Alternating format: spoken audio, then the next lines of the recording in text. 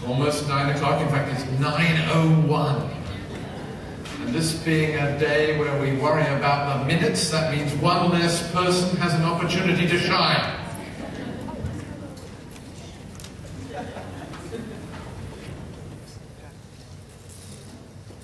So welcome to the 10th Annual Research Day, believe it or not. And it's such a pleasure to have you all here. Let me just advance my slides if I can.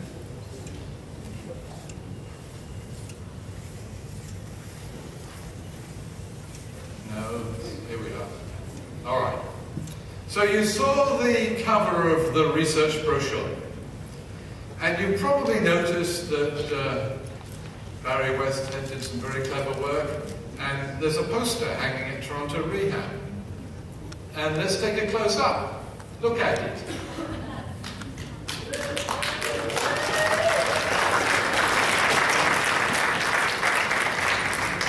We are now the top rehabilitation research group in the world.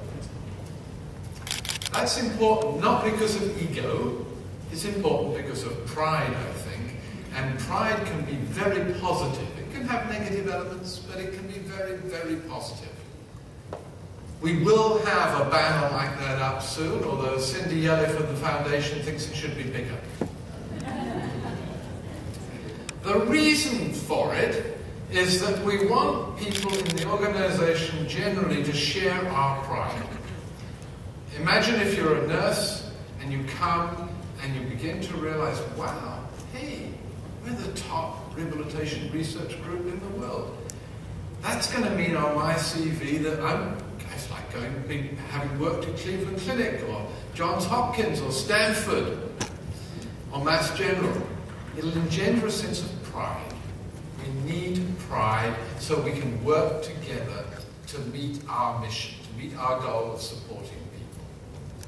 So how do we come to say that? Well, as you know, we put you through the agony of an international scientific advisory committee review about every 3 years. And the review this year looked at a lot of information. There's a big booklet prepared for them with statistical information as well as reports from each of the teams. And they concluded that we were the top group in the world and that the activity and productivity of this group are all outstanding. I would tone this down if I were presenting to a group other than you as internal group. But you should take pride in this because without exception, right across the teams, everyone has been performing incredibly well. They actually spoke particularly about our work in KT and commercialization, saying that it's doing exactly what people want and what governments want. There's a change in the culture. You can sense it. It's been coming for a few years. The days of being able to hold your CIHR grant and publish 3-4 papers a year being sufficient are over. In fact, you can't even apply in the same way to CIHR as you used to. From now on, we're going to be involved in very big team grants, in collaborative grants, and the emphasis throughout will be what are we doing to the benefit of people. Population, the general citizenry, wants that. You can sense it. It's going to happen. UHN has a department that looks at comparative statistics, comparative performance between UHN divisions and the rest of the world. It did an analysis of our academic productivity, and I'm not going to steal their thunder because I think there's a poster somewhere around, but it demonstrated that academically we're publishing way more and getting way more citations than any other group in the world. So academically, we're doing well. And I'm going to be asking you to continue to keep that academic productivity at the top, as well as the actual productivity in terms of helping people.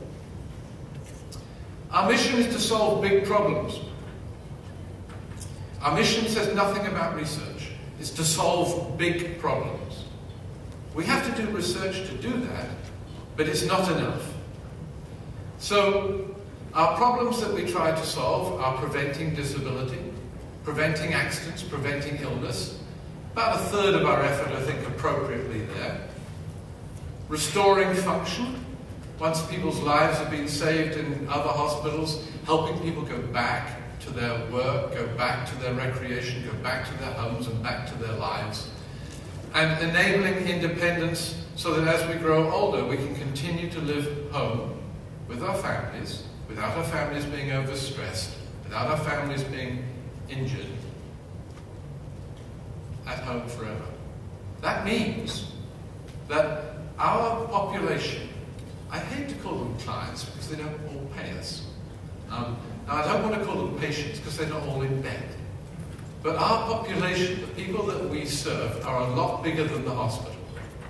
Our population are people who hopefully, because of our work, will never go to a hospital, although that's unlikely. Our population are people who've been through the hospital system we want to keep at home. And our population are people around the world who need our new methods of care. What you are, I call you Tri-H, Triple H people. I call you Triple H because, surprisingly enough, you've got as many heads as bodies in the room. But there's a metaphor here. What I mean is that the researchers and the clinicians at Toronto Rehab, the researchers are academically very strong. That's been proved. They think very hard. You've also got hands, which is a metaphor which is unusual. And that is the metaphor for the fact that you apply your brains to make things, to make new treatments, to negotiate new policies, to build prototypes, whatever. You apply your work. And then I think most importantly, you've all got hearts. Everyone across the organization has a heart. When you're in the elevator, you can't help but sense it. You talk to people at Toronto Rehab, across the board, researchers or not, they're really dedicated to what they're doing. They're enthusiastic about what they're doing. That motivation to help is something that we mustn't forget. It's really, really important. So our task is not complete until we actually have a new policy, a new building code, some new regulation in place. That takes a lot of work. Ask Alison Novak, who led the work on stairs. It's resulted in a change in the building code and stairs this year. So instead of just publishing a paper, she's made a change in the building code, which we know will save 39 lives in the first 5 years and 13,000 injuries. Right? Our work isn't over until our new treatment is applied at more than TRI. Ask Milos at the back. It's not getting a new treatment that works at Toronto Rehab that's key. It's getting a new treatment that's available and can be used all across this country. Ask Gary Faulkner, who's here from Edmonton today, all across the world. In order to make that happen, we have to involve our clinical colleagues in ensuring that it's right first, that it works properly, and then in teaching it, running educational programs that will teach it and spread it across the world. And we have to, if there's equipment involved, we have to start companies like Milos did and promote the equipment so that we can get it out across the world so they can use it. And our work is not finished until you can go, anyone can go and buy a product at an affordable price that we designed and developed, not something that just sits on the shelf. So actually, in the next 5 years, we're aiming across the hospital to be the #1 rehabilitation centre in the world. We don't want to qualify and just say research. #1 rehabilitation centre in the world. That's going to involve a very special effort where we're going to have to work with our clinical colleagues, because if we have a heart and we want to see our stuff applied, we cannot do it alone. We have to do it in concert with our clinical colleagues, many of whom are here today. I want you to give them a hug when you see them. Well, yeah, I think that's fair. They're huggable. So we want to be we know we're the top rehab research centre. We want to be the top research and treatment centre. We're not going to do it in the old-fashioned way. We're not going to do it by just adopting best practices.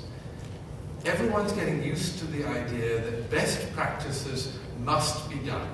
We must have best practices across every unit in the hospital, but that isn't distinguished. That's mediocrity. Best practice is mediocrity. Because if anyone wants to suggest that they want to run a unit without best practices, put your hand up, and we'll find you somewhere else to go. Okay? What we have to do is we have to do things that no one else is doing. We have to do things at Toronto Rehab that no one else is doing in the world. Things that they should be doing, but we have to do things that no one else is doing. So, how are we going to do that across the hospital? It's hard enough in research to do it with limited funds. But the hospital faces 2.5% cut, 3% cut, probably a 4 and a 5 in the upcoming years. What do you do about that? Well, the answer is you're not intimidated about it. You remember Steve Jobs, who at the time when he started out had less than 1/100th of the R&D budget of IBM. And with good leadership and with the right people and people who get it and who have pride in what they're doing, they made it. So it depends on the people. So we've already got a lot of stepping off points. We've already got a lot of successes. Research now, in the last 10 years, has really been focused on developing new methods, new techniques. Elizabeth and Jana from communication, who will talk to you soon, were talking to me about that before. This decade has been developing new stuff. The next 5 years and 10 years are going to be applying it. It is ready to be tested. It is ready to be applied. But we've already got some. We already have clinics. We have the Balance and Falls Clinic. We now have an upper limb clinic where we're using robotics and we're using functional electrical stimulation, two technologies in the scale we're using them, the way we're using them, that no one else is doing in the world. Last week, Miloš treated a person at a session publicly. There was cheering in the audience. This person hadn't used his arm. It had been a passive, paralyzed arm for 17 years. This was his 7th treatment. He had 6 previous ones, the 6 days before, his 7th. He was overcome. He could move his arm around, and he could even move it around when the electricity was turned off. Nowhere else in the world can you do that. We have services. We can do sleep and sleep apnea testing that no one else can do. We have a swallowing lab that within the next couple of years, I know from talking with Katrina, is going to revolutionize the diagnosis and the treatment of dysphagia. We have bone density work going on with Kathy Craven that is way ahead of anywhere else, and that I hope is going to be applied a lot more than just to spinal cord injuries as we go forward. So we also have policies. We have that success in the building code that I told you about. We have hip fracture care across the province, and we have others. We have a province that's actually listening to us, that's actually eager for Sandy. Notice Shrimpenson is in the audience here. There are others. We have a province that is interested in waiting for our results and helping us spread the word so we can provide better care at the right time, the right place, at lower cost. And we have a whole range of products that everyone's interested in adopting. So how do we become it? Well, we are the #1 research centre. Our shared passion is helping people. We can only do that if we work together right across the organisation. We intend to be the #1 in every respect, and that's not arrogance, that is pride. Best practices of mediocrity, we must do what no other institution can do, and it'll be doing through collaboration, through leadership, through working together. We must involve all of our clients, all of them. Every patient, for example, has a right to be involved in research. They all need to have that opportunity.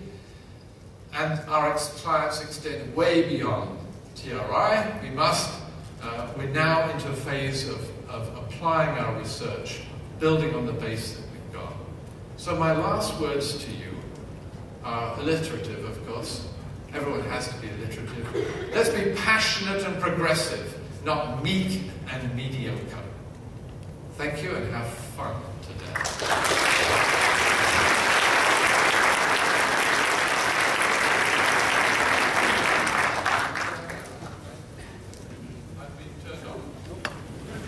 Hello. Yes.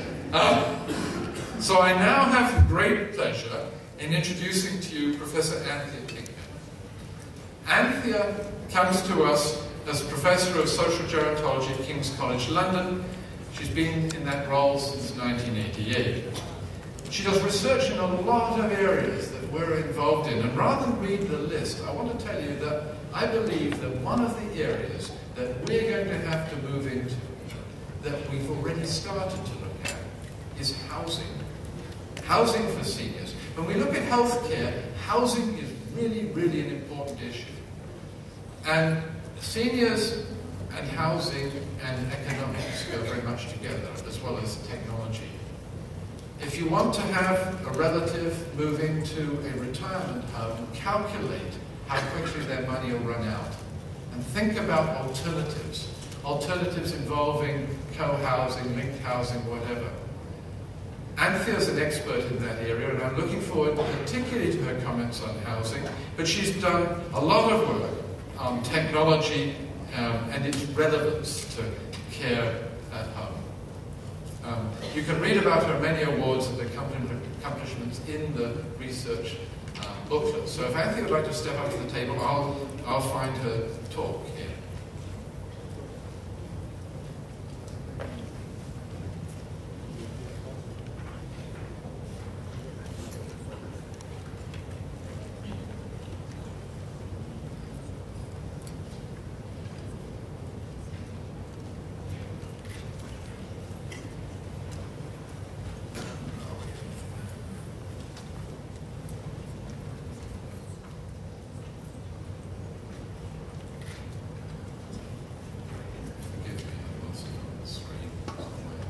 Oh, here we are.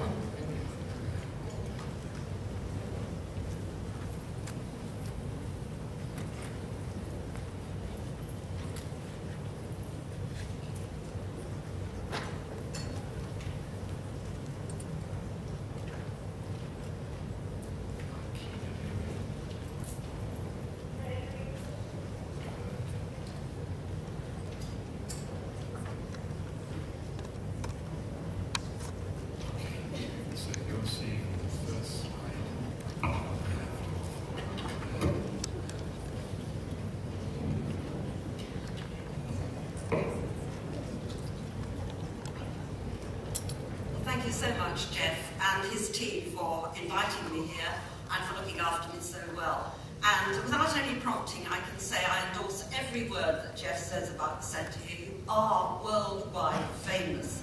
And Jeff took me round yesterday, his lab, and I was most impressed. Although he was very nervous. He kept saying to me, "You're not going to fall, you're not going to fall, are you?" So that would have been headlines, wouldn't it? When I got the invitation, I was quite tempted to go down the route of the Minute Madness. And then I thought, no, I don't think so. Perhaps Jeff hasn't paid for me to come across the Atlantic to have 1 minute. So in fact, it's slightly more extended than that. The question that I've been asked to put is, what contribution can technology make to the long-term care of older people? And perhaps I should just pause here for a moment and think about definitions, because I know long-term care means something different to you. In Europe, long-term care means institutional and care at home. So it's not just institutions that I'm talking about. Typical academic, I've broken it down into a series of points. First of all, I'm going to ask, and all of these are brief, you'll be glad to know, why is the concern about long-term care for older people? I'm going to talk some recent research on long-term care.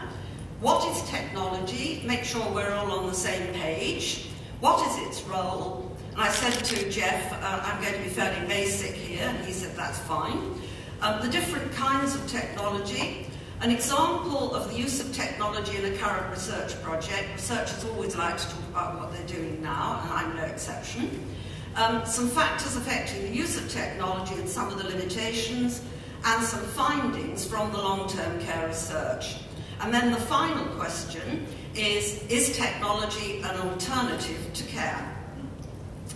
Right, so first of all then, why is the concern, and I'm sure you're more familiar than I am with the Canadian figures, but there is concern, and I say concern, but it's not all bad news, some of it's very good news.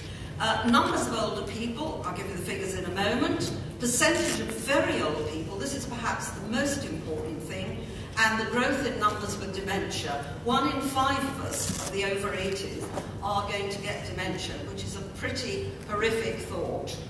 So the first thing is, and as I say, I'm sure you're familiar with these figures, the background on an ageing population, I didn't decide it was 60 as an older person. This is the United Nations definition of an older person, which is 60 and over. The definition of an older worker in the UK is 50. And so you can see that in the UK, 23% now going up to 30. Yours is starting from a lower base but going higher. So your increase is more dramatic.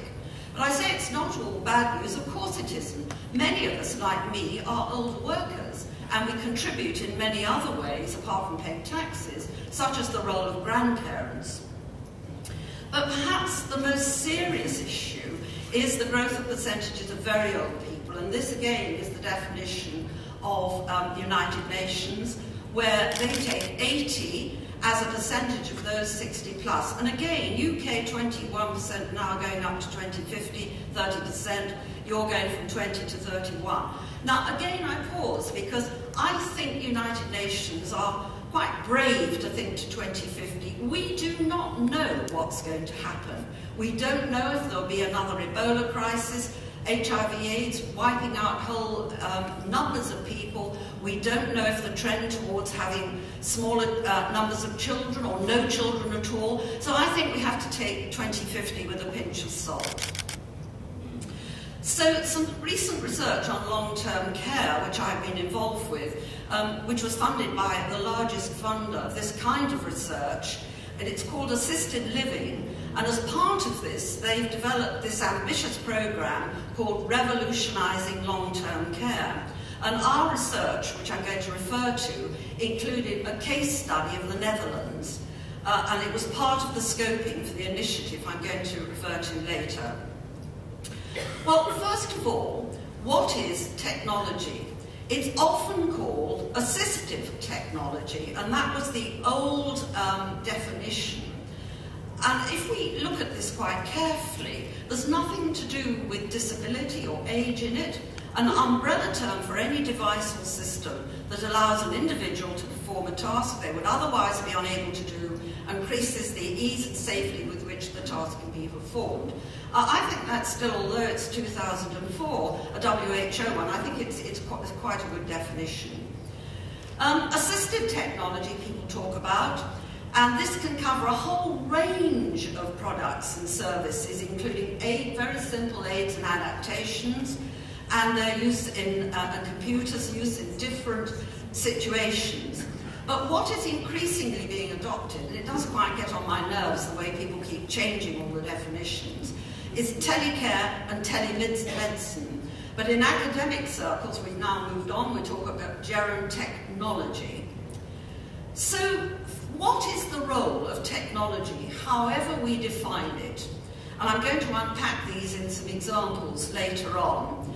So the first one is for health, and a lot of your work, I know, is focused on that, for medical reasons. And it's interesting that a lot of this started with younger age groups, for example, monitoring pregnant women at home. And this can be diagnosis, it can be treatment, it can be rehabilitation. It can be for contact. Let's forget that one of the most important things that we need as human beings is the need for contact, whether it's for information, whether it's for reassurance if we're getting a little bit forgetful, for medication, for social and practical, and again I'll give some examples in a moment.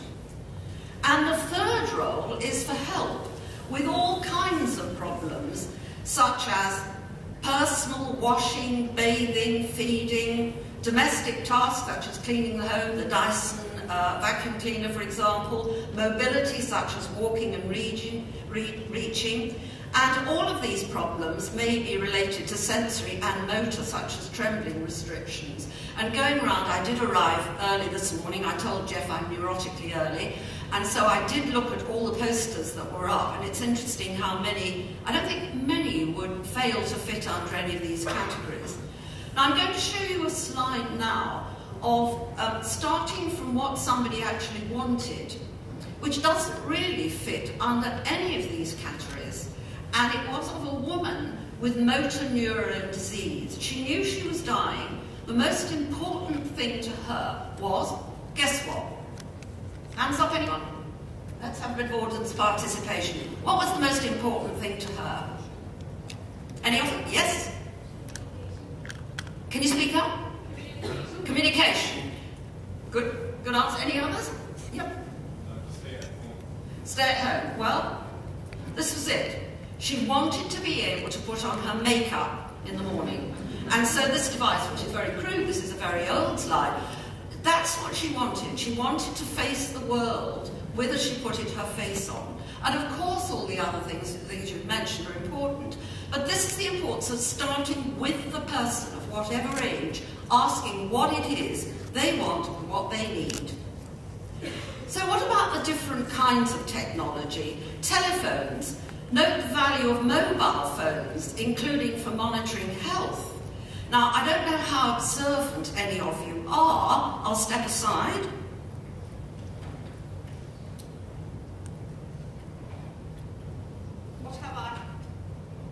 What have I here? I have my mobile phone. When my husband was very ill, my kids said to me, we need to be able to contact, I have it off by the way, I'll reassure you. They said they want to be able to contact me at any time and vice versa. And so they said, you have to wear this mobile phone at all times. And so there you are, something very, very simple. Television, of course, we all take for granted these days. Computers, keeping in touch with people. And as the next generation of older people become old and perhaps don't work, then this is important to them, and of course working at home. And then household devices, what would we do without the kettle that didn't switch off? And alarms, of course. Telecare is something which is provided in the UK, and there's a lot of money in this, which is care provided by means of information and communication technology for people in their own homes. And then the Department of Health, you can read that. Continuous automatic remote monitoring of real-time emergencies, lifetime changes, and so on, which is basically an alarm. And the Department of Health put a lot of money into this. Telemedicine, developed in response to people living a long way away in communities, for example, that you have here, but it was particularly in Scandinavia, which was communication technology to provide assistance in diagnosis, treatment, care and management of health conditions in remote areas. That's how it started. In other words, delivery of healthcare at a distance.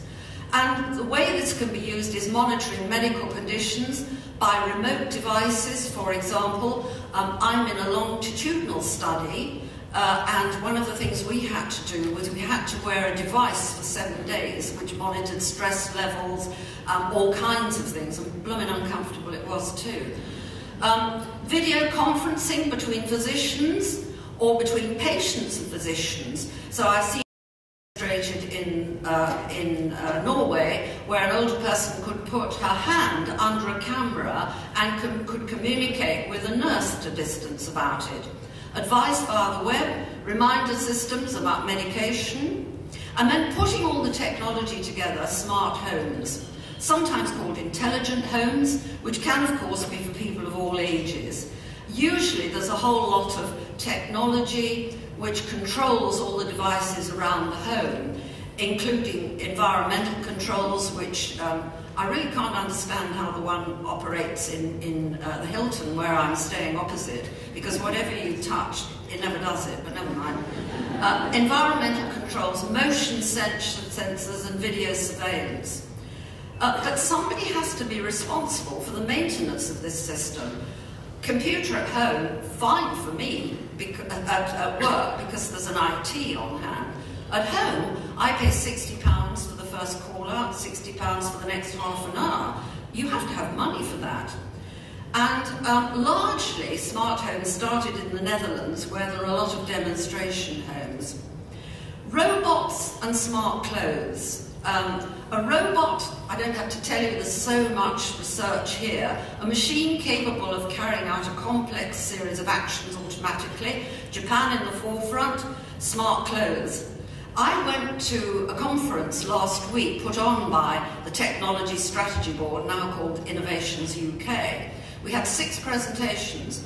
The first 4 were on robots. Now, I'm sure they have a role, but if I see another demonstration of the £4,000 furry seal again, I shall scream.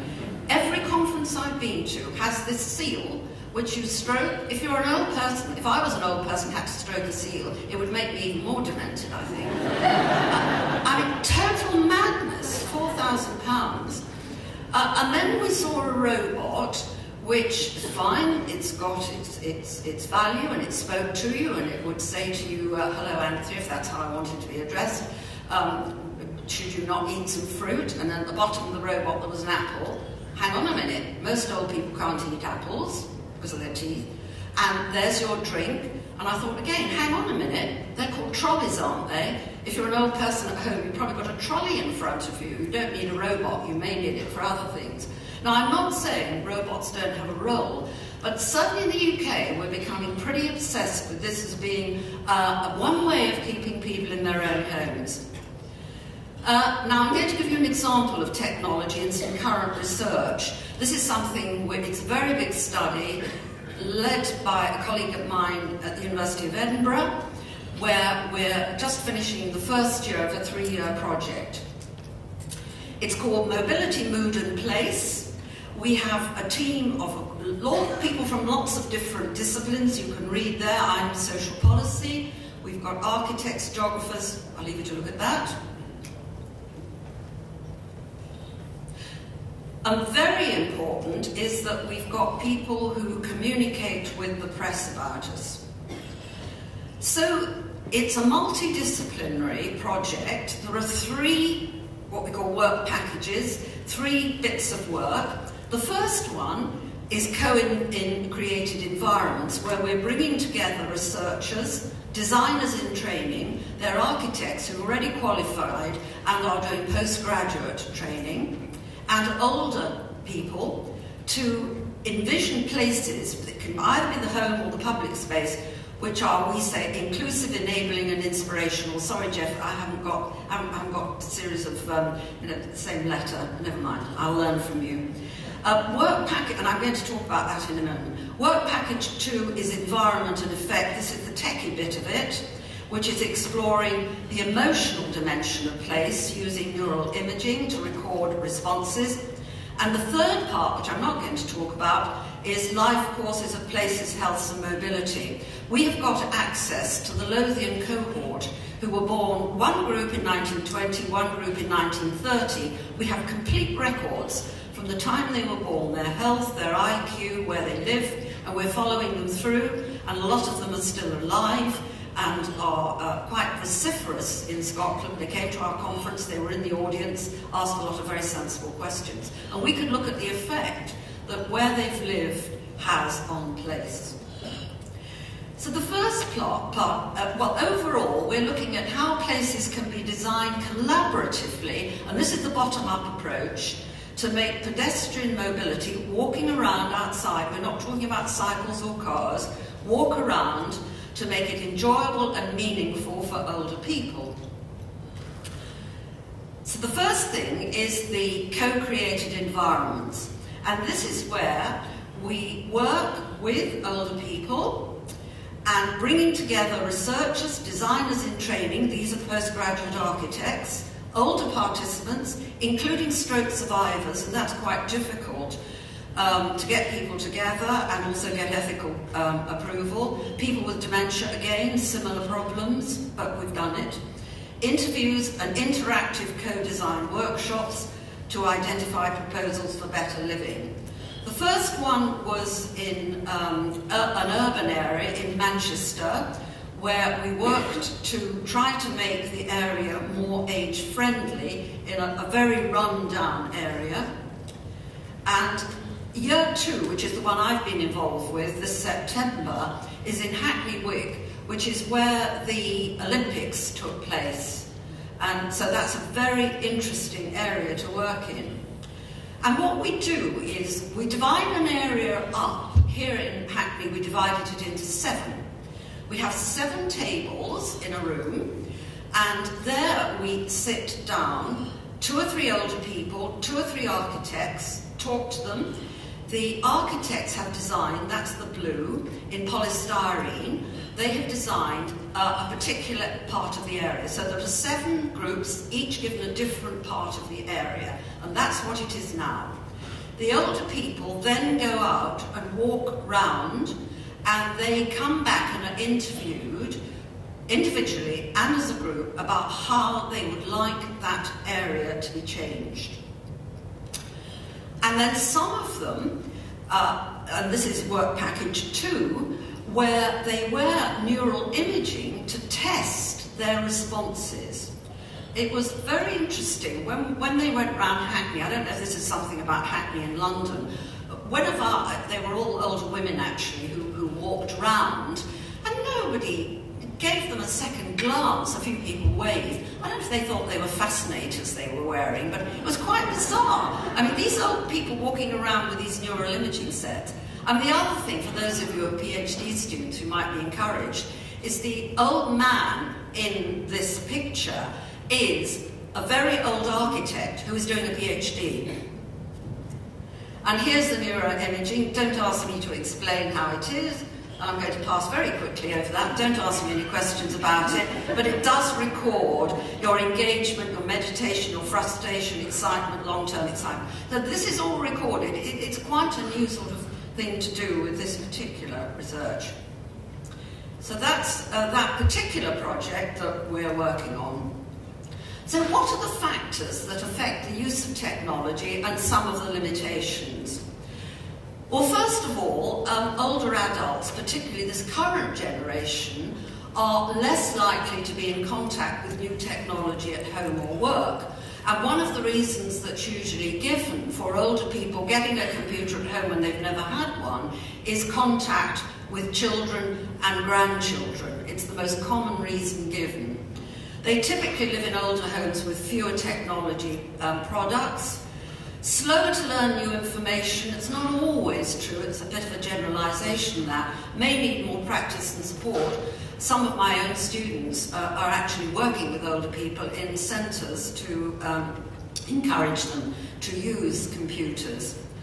And they particularly, of course, post-retirement vary enormously in wealth. I mean, how many people can afford what I can, a £60 call out, and then £60 for every half an hour?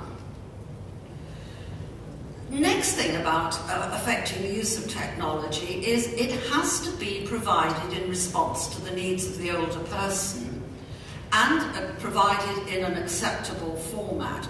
Jeff was reminding me yesterday of some early research I did with groups of older people and engineering students. And what we did was we asked the older people what were their main problems. Now this can be quite a humiliating thing to do. The way we did it in the group was we gave them 8 playing cards on which were written from research what were the 8 most problematic issues to do with older people.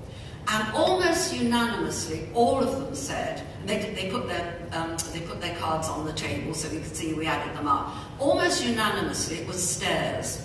And so in conjunction with the engineering students, they worked to produce a very simple stair climber to enable them to go up and down stairs. Now, needed to be provided in an acceptable format. What they all said, again unanimously, no white plastic. So it was designed in lovely wood. It was a very simple walking aid to go up and downstairs. We weren't able to get any product out of it, but anyway. It must be compact, simple to operate and maintain, and of course it may not be used. How many homes do you go into? I'm talking about older people where it's behind the bathroom door. Findings from the long-term care research, which, as I've said, is about long-term care both in your own home and in an institution.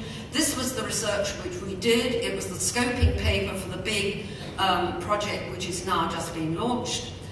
Overall, we covered a whole range of things, but overall the importance of housing, which Jeff's alluded to, is my passion in life. Yes, of course, we said great value of technology and great potential. But a word of warning, if you look at the only large randomized controlled trial in the world of technology called the Whole Systems Demonstrator, it's caused a lot of controversy. The Department of Health were very unwise and produced some initial findings at the Christmas before last, before it had all been gone through peer review, and subsequently there are problems about choice of sample and dropout and so on. And of course there are ethical issues to do with surveillance. So of course technology is going to be helpful for the next generation of older people, going to be used to much more sophisticated technology. And as I said, the value of simple gadgets, the kettle for the kitchen, mobile phone for me, simple gadgets. Just another word about what we found in this scoping study. We looked at the Netherlands, I have to say, partly for selfish reasons, because they all speak English, but partly because they're very similar to the UK. They have a similar history, demography the same, seafaring nation, same experience, well, not exactly the same experience of war, we weren't occupied, but very, very similar experience of us. And they've been pioneers in the provision of technical innovation, including telehealth and telecare. But it was actually quite disappointing to find that there were many pilot projects, as there were 10 years ago when I investigated, but not widespread use of technology, with a few exceptions. One exception, for example, was in the city of Almere. In conjunction with older people, the city had set up an internet discussion forum and where people could watch opera and do all kinds of things, and that was innovative. Is technology an alternative to care? How far can technology replace physical care? And a friend of mine who's a geriatrician said, well, technology is never going to bath an older person in bed. Well, maybe they will, I don't know. I don't fancy it, but still. But is it going to replace physical care? Bathing, washing, feeding? When we saw this robot at the technology conference last week, I was sitting next to an occupational therapist. I absolutely adore occupational therapists. They're so practical. I was trying to have one on my team. And she just nudged me and she said, can it cut an old person's toenails? You know, one of the most serious issues for an older person. But there is a difference, I think, that we should take into account between technology which can substitute for personal care, such as bath seats and grab rails, which enables an older person to undertake a task alone, and those which supplement the help of a carer, such as a wheelchair and a bath hoist. And I think we should really be mindful of these definitions. How far can technology replace emotional care? Can it? A robot talking to you? You answer that. But there is an old article, but now some work we did for the Royal Commission on Long-Term Care says that certainly technology can be successful and it can save costs. But $1,000 question, if you provide it to someone at home, does the home become like an institution? And I would suggest it almost does. If you've got the hospital bed, you've got the hoist, you've got everything else, does it then become like an institution? Maybe it does, and maybe that's what's wanted. So my conclusion is technology can make a contribution to the long-term care of older people, whether it's in an institution or whether it's at home, but there are so many other factors, such as medical and social care, together with housing and the role of people and carers are crucial. What most older people want, I would suggest, is they want people around them. Can be family, can be neighbours, can be paid carers. They want people, but they also want the technology and they want the good housing. So thank you.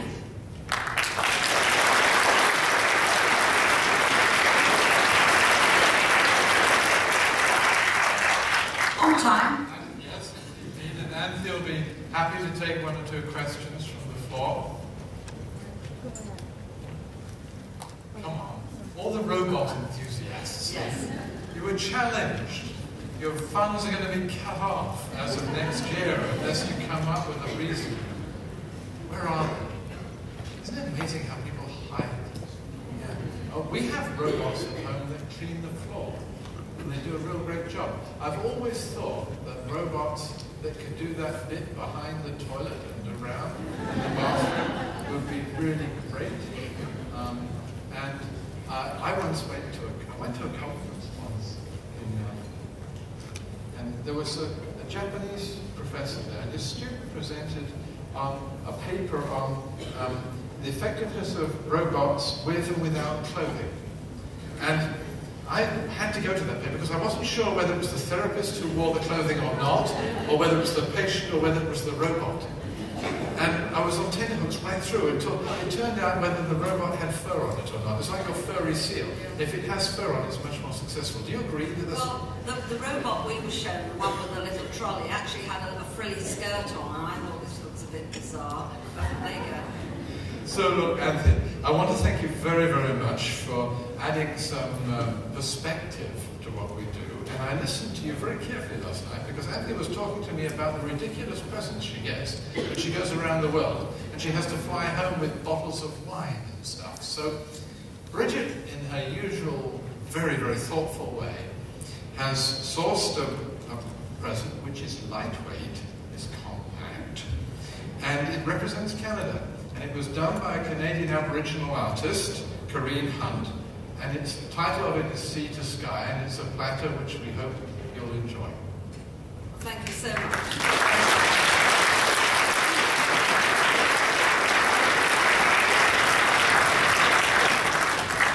So now it's my pleasure to introduce the first of the Minute Madness sessions. You do have an orange voting thing in the front of your booklet, because there is the chance for a people's vote.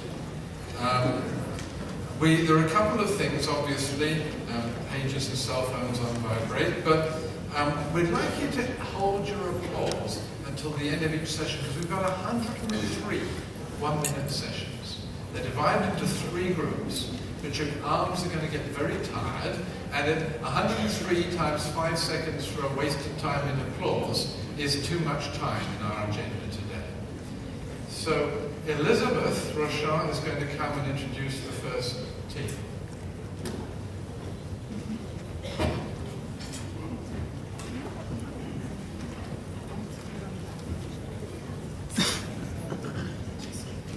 Yes, yeah, these ones you find out.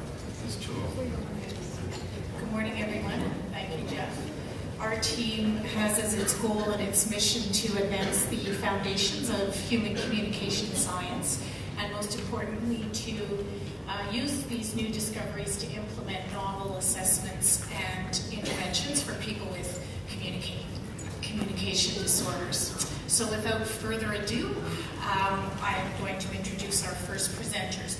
Actually, we're not sure whether our first presenter is here. Eunice Eliari has a poster on automatic identification of linguistic features using EEG and MEG signals. And I understand the poster is here, but I'm not sure whether Eunice is here. So we'll move on to our second presenter, and that's Tina Simic, who's going to have a poster called Usability Study of Internet-Based Phonological Components Analysis Therapy. Is that one on? Yep. Hello. Hi. Okay, so phonological components analysis, or PCA, is a language therapy for individuals or patients with chronic aphasia which we have adapted into an internet-based portal for use on the computer to improve access to people living with aphasia in the community. People in the community living with aphasia. We think this is a pretty cool alternative to face-to-face treatment, and our preliminary conclusions agree.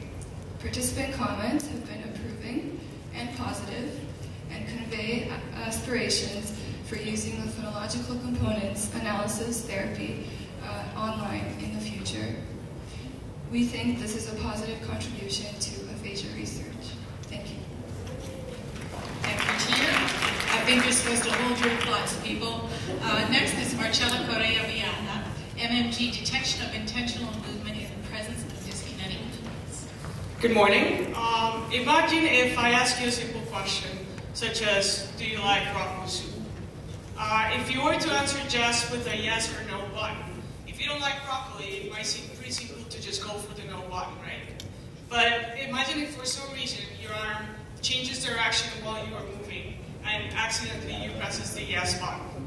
Well, as Jackie Chan, you might be a little frustrated and might need to eat the broccoli soup you don't want. Well, this is a situation that individuals with profound physical disabilities, especially those with dyskinetic cerebral palsy, may encounter frequently due to their overflow of muscle contractions. Our study aims to detect intentional movement in the presence of involuntary movement. By looking at muscle contraction patterns, we want to see if we can predict the intentional movement despite of the final movement. In other words, note that even though you press the yes button, you actually don't like broccoli and you intended to press no. Thank you.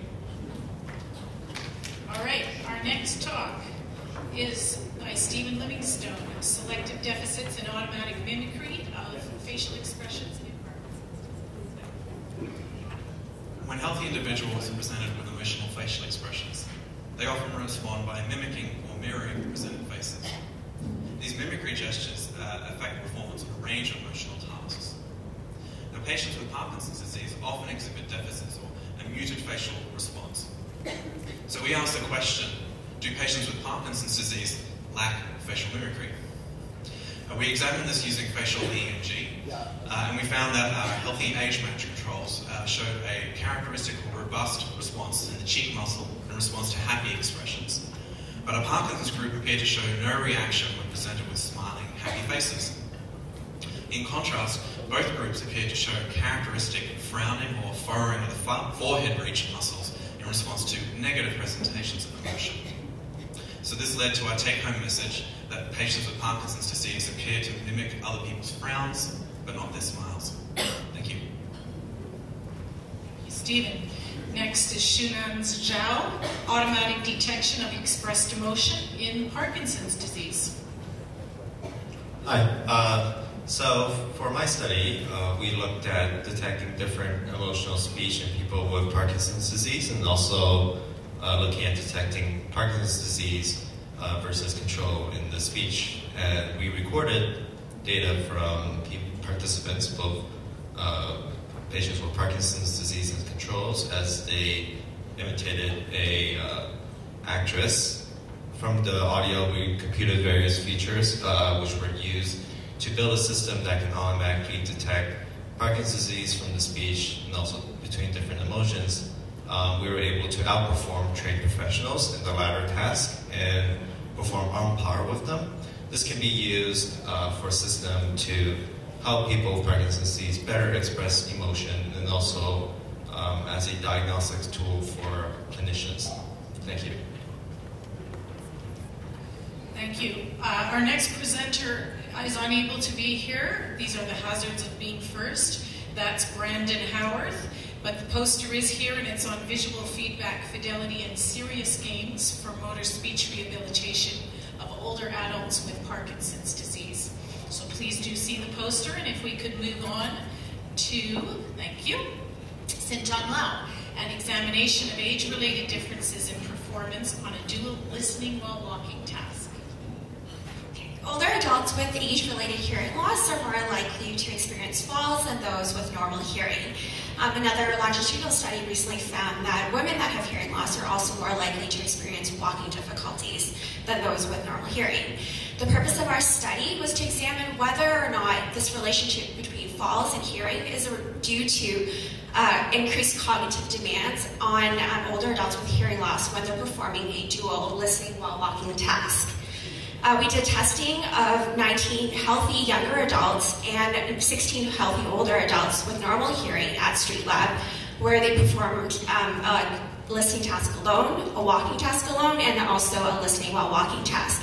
Our preliminary findings show that older adults tend to prioritize their gait stability over listening accuracy, while younger adults do the opposite.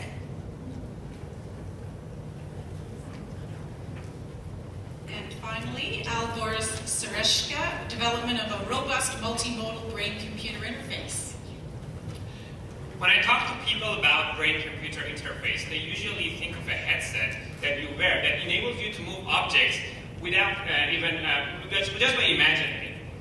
Well, that's not the case. In reality, if you want to answer a simple yes-no question, you have to do different mental tasks such as mental arithmetic, word generation, music imagery, or you need to keep your constant attention to a visual or auditory cue. That can be very tiring and frustrating sometimes. Well, the goal of my research is to design a BCI that can be activated when you say yes or no in your head multiple times. But how is it possible? It's simple. We just need to combine two of the most important measurement modalities for BCI, near-infrared spectroscopy and EEG electroencephalography. By combining these two together, we can preserve the advantages of both non-invasive modalities and increase the accuracy and the communication and the information rate. So we can create such an intuitive BCI. Thank you for listening. Thank you very much. That brings our presenters to a close, and I'd like to ask Babak Tati to come up and present the AI and robotics team. Thank you. Good morning, everyone.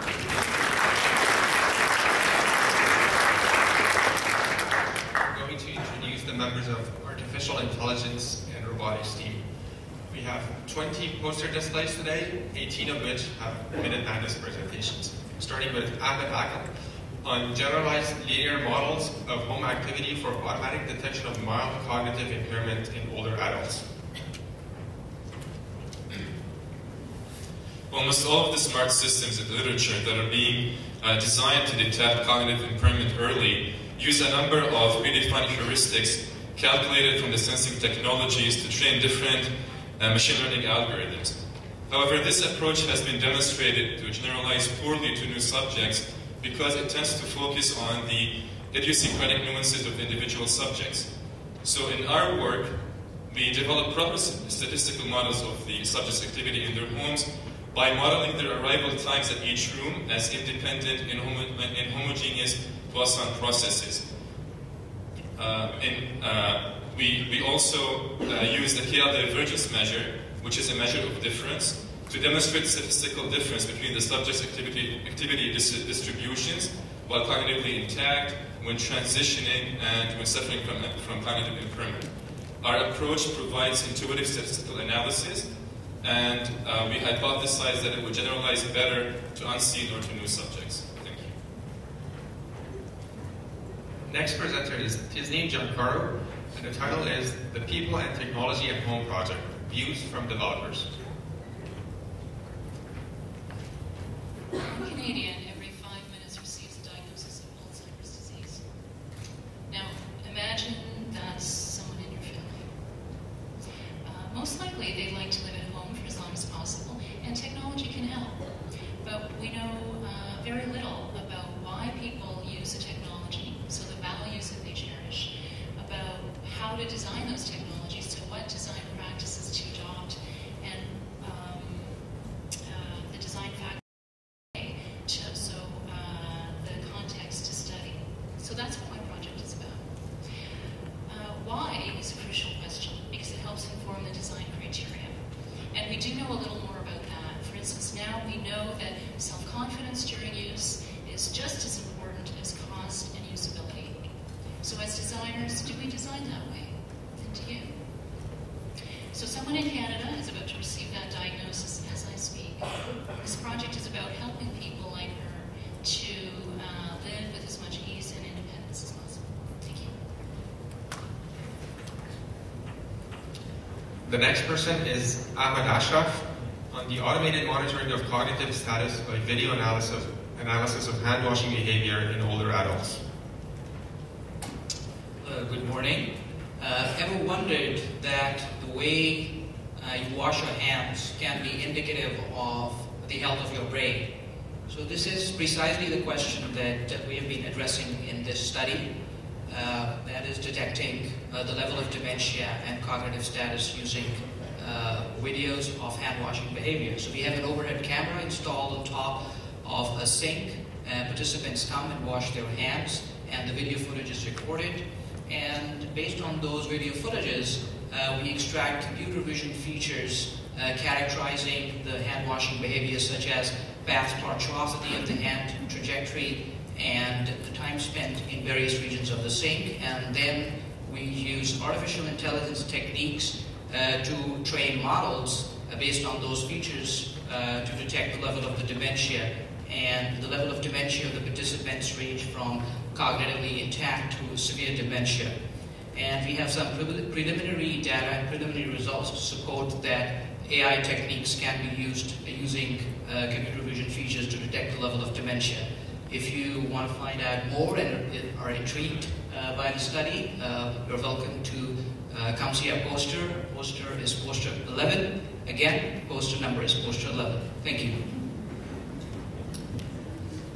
The next presenter is Tak Un Hao, and the title is Co-Design with Clinicians, a process to envision future cognitive rehabilitation technologies. The design of rehabilitation technologies is challenging. We need expertise from both technical and clinical disciplines to ensure that these technologies have a high chance of success. However, sometimes we lack an insight of each other's disciplines, which can cause miscommunication and missed opportunities. Sometimes clinicians may not know what new technologies are available for them, and designers may lack an insight on how to apply these technologies to rehabilitation paradigms. So we use the co-design approach to address this challenge. By facilitating joint creativity, we could broadly envision how new technologies apply to outpatient cognitive rehabilitation. Thanks. Next we have Howard Chiam, and the title is Game Design Focus for Greater Motivation in Stroke Rehab, Realism or Fantasy? Are you bored? Do you need exercise? You can make exercise into a game. Have you forgotten some of your skills? You can get a coach to help you practice. But what if your coach is busy and can't always be around? You can get a robot to help coach you instead with those skills. Now, who am I talking about? I'm talking about stroke survivors and their therapists. So some have tested realistic games that simulate everyday activities, while others have tested fantasy games. But they have not checked whether realism, focusing on realism or fantasy, is better at getting stroke survivors to want to keep doing their exercises with a robot. So, and there are some differing opinions. So I'll be checking exactly that. And this is the first step in working towards sustaining motivation to recovery, and finally to transfer to real-life activities. Thank you. Next we have Isaac Chan, and the title is Passive Physiological Monitoring by Ambient Sensors Embedded in a Home Environment. Recently, there has been a lot of interest and development in physiological monitoring. A lot of these devices exist in the wearable form. Two major issues with the wearable form is that first, the user might forget to wear it, and the second, the user might use it incorrectly. And this becomes a bigger problem if the user has a cognitive disability such as dementia. One of the ways to tackle this problem is to use passive monitoring, which is embedding sensors around the home and in the furnitures, and measure the physiological signals automatically and unobtrusively. And therefore we are shifting the responsibility from the user to the devices itself. I've been involved with the smart floor tile, and I've been making a floor tile that can measure systolic blood pressure and heart rate unobtrusively. And we did a pilot data collection of 60 people last year, and based on the analysis, we have made a significant improvement in the estimation. So correlation coefficient went up from 0.52 to 0.69. So if you're interested, please check out the poster. Thank you. Next person is Rajit Phol on the comparative analysis of prominent middleware platforms in the domain of ambient assisted living.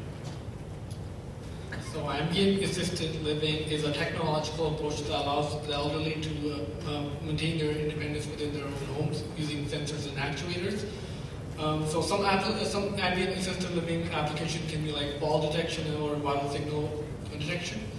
And one of the problems is that these applications vary a lot because the disabilities of people vary a lot, and also the architecture of the home. So as a result, there has been something called middleware, which are these software that allow these different applications to be connected and programmed and configured. And so what my project is about is I'm using these middleware software. I'm using a use case application, which is the smart home tile and ECG chair, to look at these different middlewares and use quality attributes of software architectures to assess the different middlewares and see the advantages and disadvantages of their different functions and features. And the output of my project will be to come up with some recommendations and to see where improved middleware development and come up with some guidelines. Thanks. Thank you. The next presenter is Harminder Santu, and she'll talk about the development of a smartphone app for the management of mild traumatic brain injury. Thank you.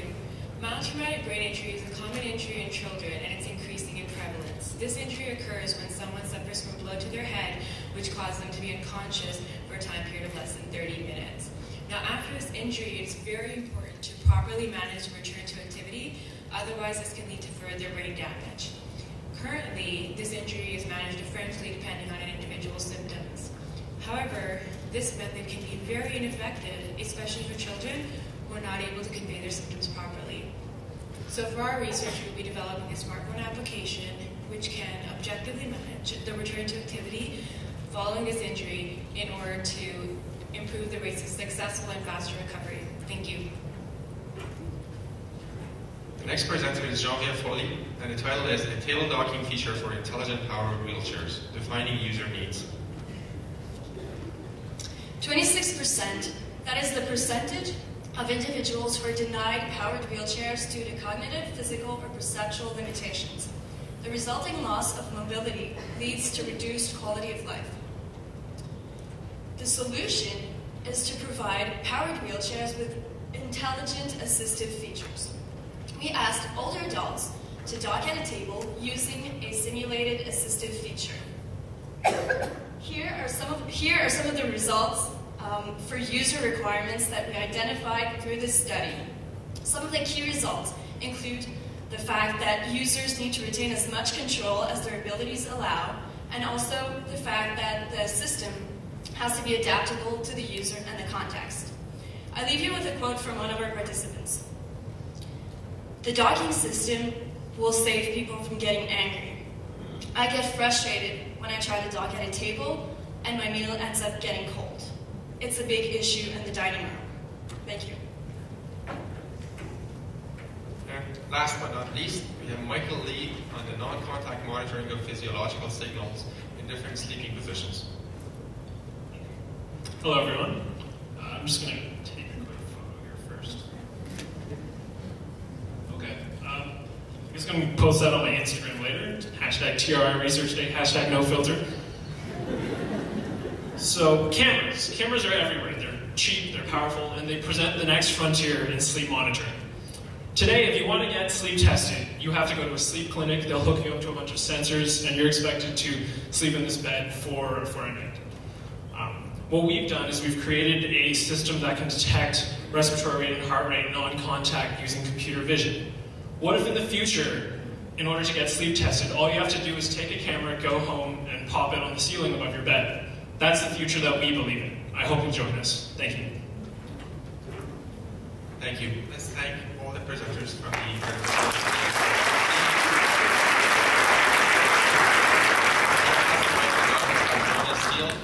to present the swallowing science. Thank you, Babak. So imagine that every time you go to take a drink of water, it's dangerous for you and that liquid can go down into your lungs and lead to pneumonia or other risks. This is a condition that is for people with dysphagia. This is an under-recognized condition. It's estimated to actually impact 8% of the world's population, which makes it more common than diabetes. The vision in our swallowing science team, one of TRI's newest teams, is to find solutions for dysphagia through improved diagnostics and effective treatments.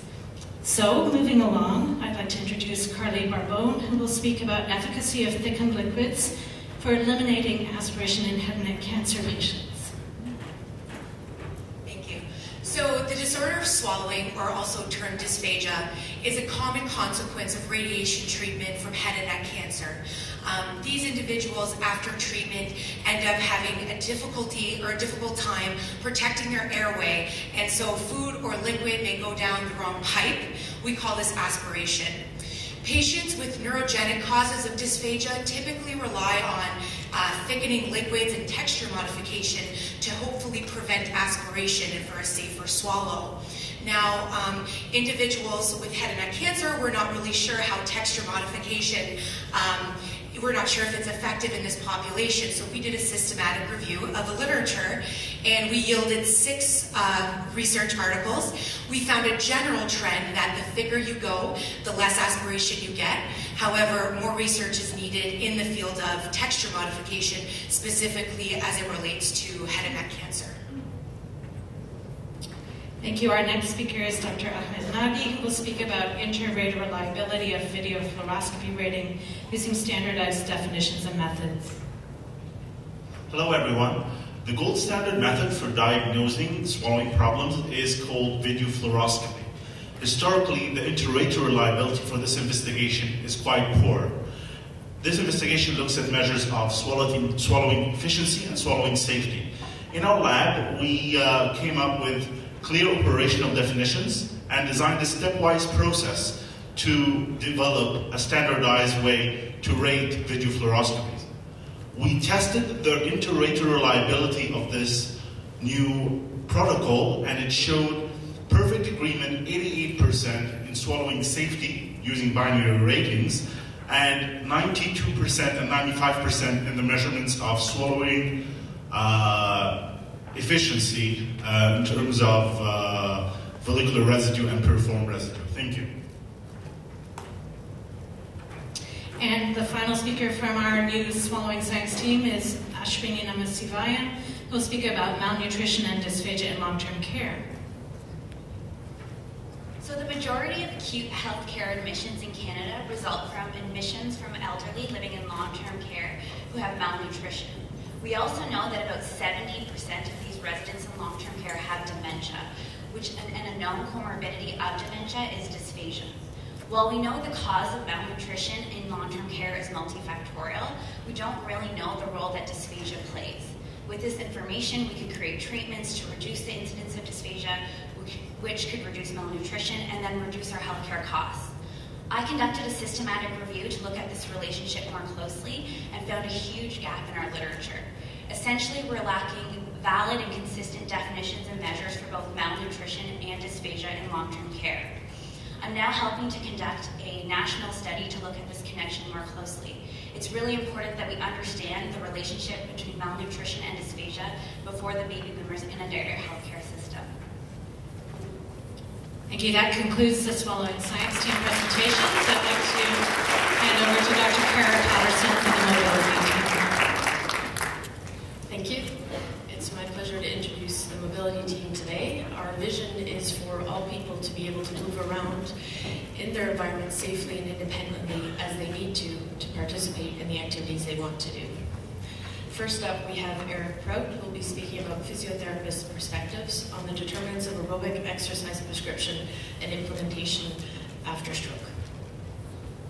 Could have probably shortened that title, but Aerobic exercise is an important part of stroke rehabilitation best practice guidelines. However, opportunities for participation are limited, and even rates of participation are low, especially early after stroke. So this study considered physiotherapists' perspectives on prescribing and implementing aerobic exercise at centers with and without a structured program in place. At centers without a structured program in place, physiotherapists considered resource limitations and the person's actual inability to perform exercise as the greatest barriers.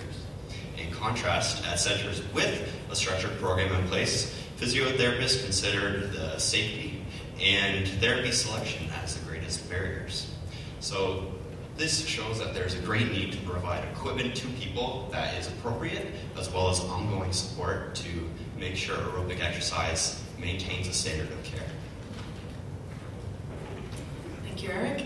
Next we have Ting Ting Ye, who will be speaking about deficits and far-reaching in individuals with elbow flexor spasticity after stroke. Spasticity occurs following injury to the brain or spinal cord. The damage causes an excessive activity in affected muscles. Clinical measures of spasticity are often challenges being subjective and do not describe the impact of spasticity on active movement. My goal was to using a reaching test to identify the impact of spasticity on active tasks following stroke. The results suggest that people with elbow flexor spasticity show greater reaching variability compared to patients without spasticity. They also show greater reaching variability at a further target compared to the closer target, suggesting that active tasks requiring muscle lengthening are more likely to be impacted by spasticity. This work helps us to better understand the impact of spasticity following stroke. Thank you. Thanks, Ting Ting. We have Alex Hart, who will speak about handrail cueing device to reduce risk of falling. Good morning. So, balance recovery reactions involving grasping of a handrail play a vital role in fall prevention. And older adults are not only more likely to fall, but are more reliant on using their arms and hands in fall recovery. It's been shown that the introduction of an audio cue, such as "attention, use the handrail," will make it more likely that they will proactively grasp the handrail and result in better reactive grasping, proactive grasping being preferred between the two. So the device I've designed provides this audio cue. It's discrete, battery-powered, designed to last a long time, and it's modular, so the operator can enter programming mode and upload a custom message to the device and change parameters such as the volume. So the introduction of this device into locations where individuals are at a higher risk of falling should result in a lower incidence of serious but preventable injuries. Thank you. Thank you, Alex. Vince DePaul is going to speak about validation of the Actigraph activity monitor for individuals with recent stroke. As I see you all sitting comfortably in your chairs, I suspect that many of you are wearing a device that is designed to give you feedback on the number of steps you take every day. So in our research team, we're also interested in tracking and giving and promoting walking activity in patient populations in rehab. The problem is that these devices, most of them have not been tested in people who walk slowly or with an altered gait pattern. The purpose of this study is to test the Actigraph, commonly used activity monitor in inpatient stroke population, and we'll be comparing the Actigraph against an accelerometer system developed here at Toronto Rehab in patients with stroke. We're also interested in seeing if the location of the Actigraph device on the body, the waist or the ankle, impacts output of the device. So far we found that the Actigraph on the ankle is an accurate measure of step activity. However, the waist-worn device significantly undercounts steps taken. Thanks, Vince. Now we have Rosh Rajashandra Kumar, who's interested in the role of augmented feedback in learning reactive balance control. Thank you. Providing someone feedback on their performance has been shown to improve sports skills, like learning a golf swing, but the use of feedback to improve balance control is not fully understood. We had 27 older adults stand on a moving platform to see how they improved their balance with different types of visual feedback. We split them into 3 groups. One group did not have any feedback. The second group received visual feedback based on the pressures of their feet. And the third group had visual feedback based on the movement of their whole body. So far in our data analysis, we have found that using feedback does improve performance, and that using feedback based on the center of pressure may be the best feedback to use. Our study is still going on, and the goal is to determine which type of feedback is best at improving someone's balance. The results will help us determine the most effective way to help someone with impaired balance control avoid further falls or learn how to treat impaired balance after a neurological injury like a stroke or traumatic brain injury. Thank you. Thanks, Roche. Now we have Jennifer Wong, who's interested in if falls experienced during inpatient stroke rehabilitation affect the length of stay and functional recovery. Falls can hospitalize people, but they can also happen while in hospital. Since we can't prevent every single fall, it's important to learn how falls affect recovery after an event such as a stroke. I'm interested in studying falls that happen during stroke rehab, where one sets goals to return to their pre-stroke activities. If someone has a fall, yes, they can have an injury, but there might be other consequences, such as lower confidence in mobility tasks or a decrease in the amount or intensity of their pain. We did a chart review comparing non-fallers and fallers, and we found that length of stay was significantly longer for those who fell compared to those who didn't. However, fallers reached the same level of recovery at discharge as those who didn't fall. If someone has a fall during their stay, perhaps their course of rehab or discharge planning should be modified. Thanks, Jen. Next we have James Borelli. His talk is The Role of the Arms and Hands in Reacting to Sudden Loss of Balance, a New Perspective for Preventing Falls and Injury in Seniors. Thank you. 40% of hospital admissions are a result of a fall-related injury. In the U.S. alone, 270,000 hip fractures are due to falls each year, with estimated healthcare costs in the neighborhood of $7 to $10 billion. Research has shown that the hand usually hits the ground first in a fall, and around the age of 65, a critical change occurs. The hand is unable to effectively move into place to protect the hip during a fall. One reason this may be attributed to is a delay in selecting and executing an effective arm reaction. This work is expected to lay I'm a bit nervous. This work is expected to lay the groundwork to provide new risk factors in fall-related injuries and interventions. Thank you. Thanks, James. We have Olinda Habib Perez, who's going to speak about interlimb postural synchronization and increase prior to bouts of external perturbation. So predictive balance control is essential for maintaining postural stability and for self-terminated movements. In order to maintain upright balance, our feet center of pressure are highly synchronized in the front and back direction. Interlimb synchrony is a measure of the relationship between the left and right center of pressure. We analyze the interlimb synchrony during the 3 seconds prior to instability in the internal and external perturbations in blocked and randomized conditions. Participants produced higher interlimb synchrony when conditions were more predictable and their feet did not need to change position to recover their balance in comparison to when perturbation magnitudes were unpredictable and required a stepping reaction. We suspect that the reduction in synchrony as conditions became more unpredictable is a result of increased attentional resources to prepare for instability. Interlimb synchrony may be a useful measure to identify efficient posture control in individuals with increased risk of falling prior to postural instability. Thank you. Thank you, Linda. We have Patrick Antonio. His title of his talk is Investigating Balance, Plantar Pressure, and Foot Sensitivity in Diabetic Individuals During Stair Gait. Billions of Canadians are diagnosed with diabetes or diabetes-related issues. One in particular, diabetic peripheral neuropathy, is dysfunction of peripheral nerves that limit sensation of limbs, which constrains one's mobility and reduces their quality of life. Furthermore, their balance is compromised because of the reduced sensation in their feet. To compensate for this, they generate higher foot pressures while walking, and especially during stair walking, which often lead to foot ulcers or foot amputations if left untreated. Currently, there are diabetic insoles that offload foot pressures and limit ulcer formation, but none address the concurrent balance issues. So my research investigates stair gait balance and foot pressures in individuals with diabetic peripheral neuropathy to uniquely characterize the conditions associated with that during mobility and to develop guidelines and assistive devices to optimize ulcer prevention and maintain proper dynamic balance. Thank you. Thank you, Patrick.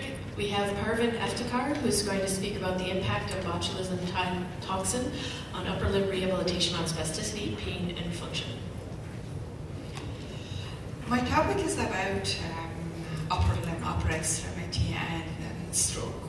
So as you know, after stroke, patients, they have tightness or spasticity.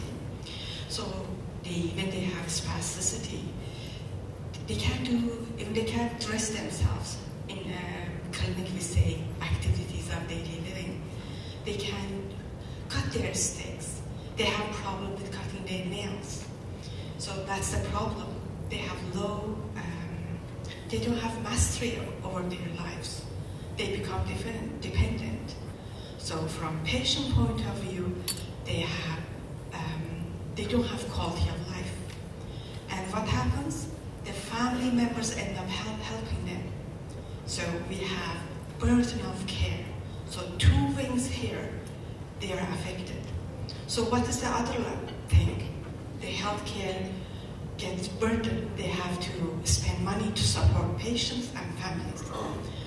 So rehab scientists, and in rehab science, we end up coming with solutions, treatments to help the family, patients, and be cost effective.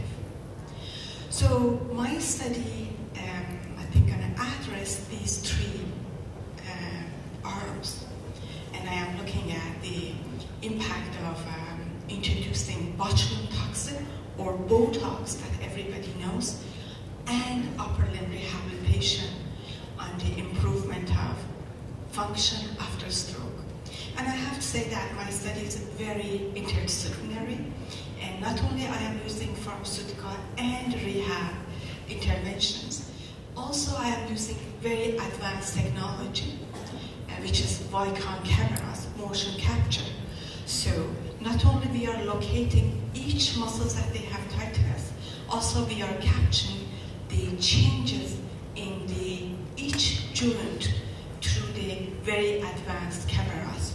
So my study is to study the impact of botulinum toxin plus upper limb rehab on arm function, which is important for the patient, family, and of course the healthcare system, which help with the cost effectiveness. Thank you. Thank you, Parvin. We have Carolyn Duncan, who's going to speak about evaluating the effectiveness of perturbation-based training programs on the development of sea legs to simulated sea motions. Thank you. So, maintaining upright stance and maintaining balance is hard enough in a non-moving environment. Now imagine trying to maintain your balance while standing in an environment that's continually moving and shifting. Well, that's what people that work on boats have to do all the time. Now, and because of that, they're more likely to fall, and they're more likely to get injured from these falls. So, workers in these environments talk about getting your sea legs. You know, you've been on the boat for a while, you get your sea legs. So, the question is, can we train sea legs before people ever go offshore? It is safe, controlled environment. Well, here at GRI, using clinical-based perturbation-based training methods and our simulators, we discovered that we can, in fact, train people to have their sea legs and perform like those that work offshore long before they ever step offshore. With this, we hope to get their sea legs before they go offshore, so therefore they can focus on their jobs instead of trying to maintain their balance and prevent being injured. Thank you. Thanks, Carolyn. And finally, we have Liz Innes. Title of her poster is Reactive Stepping After Stroke, Determinants of Paretic and Non-Paretic Step Initiation. So a rapid reactive step is critical to prevent a fall after loss of balance if you're in upright standing or walking. And delays in step initiation, or the phase between when you realize you're losing your balance and you can actually get your foot up and off the ground, that's been associated with falls after stroke. So plausibly, if an individual with a stroke lost their balance, it would be their paretic or their affected lower limb that was slowed and could influence whether they fell or not. Well, perhaps not. We've actually found there is no significant difference between the time required to initiate a step with the paretic versus the non-paretic limb. But there were differences in why the two limbs might be delayed. So the capacity to weight shift was associated with the time required to step with the paretic limb, whereas the postural asymmetry, or how much load was on the non-paretic limb prior to losing the balance, was associated with how quickly it could get up and off the ground. So obviously balance control is complex, and there are unique stroke-related impairments that can influence timing in both limbs that we need to address both in our clinical assessment and treatment post-stroke. Thanks, Liz, and I'd like to thank the mobility team. Thank you, Carol. Thank you, everyone.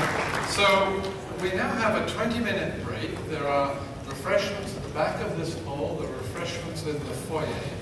We're going to use actually 18 of those 20 minutes to our Minute Madness fetish. You'll get a warning 2 minutes before to come back to hear Team Optimize, the Neural Engineering team, the Sleep team, and the ABI Society team. So enjoy your 18 minutes. Thank you very much.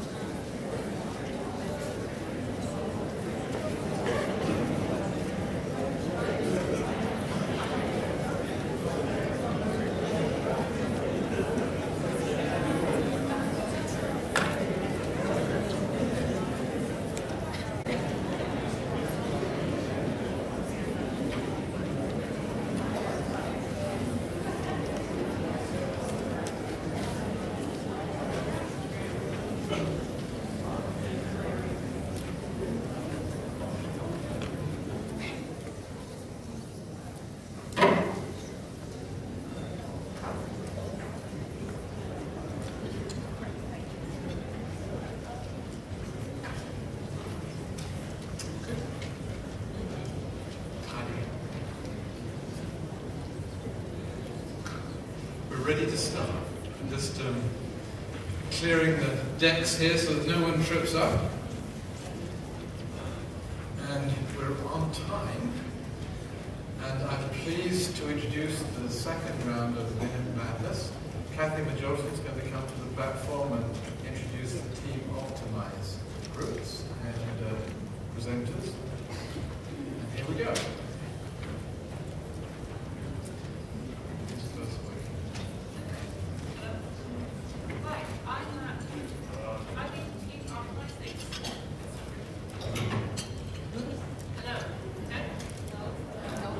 Turn it on. Thanks. Testing, is that on? No? Which one's on, right? Yeah. Okay, so that one's on. Do you want two? Is this one on? Yeah. All right. Fresh battery. Okay. Obviously, I'm not on the technology team.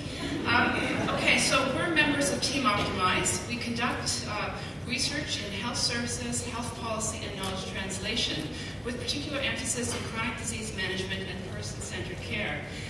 Most importantly, I think, and this is for all the other teams in this audience, once you've developed your technologies, piloted your interventions, you got to come see us, because we're the ones that are going to help you get it into practice and into the healthcare system and influence policy. That's our role. So our first speaker is Nahara Tvilshina, and he's going to be talking about quality of life, physical function, or the Wheatley Index and diagnosis predict 1-year survival during intensive chemotherapy in AML patients.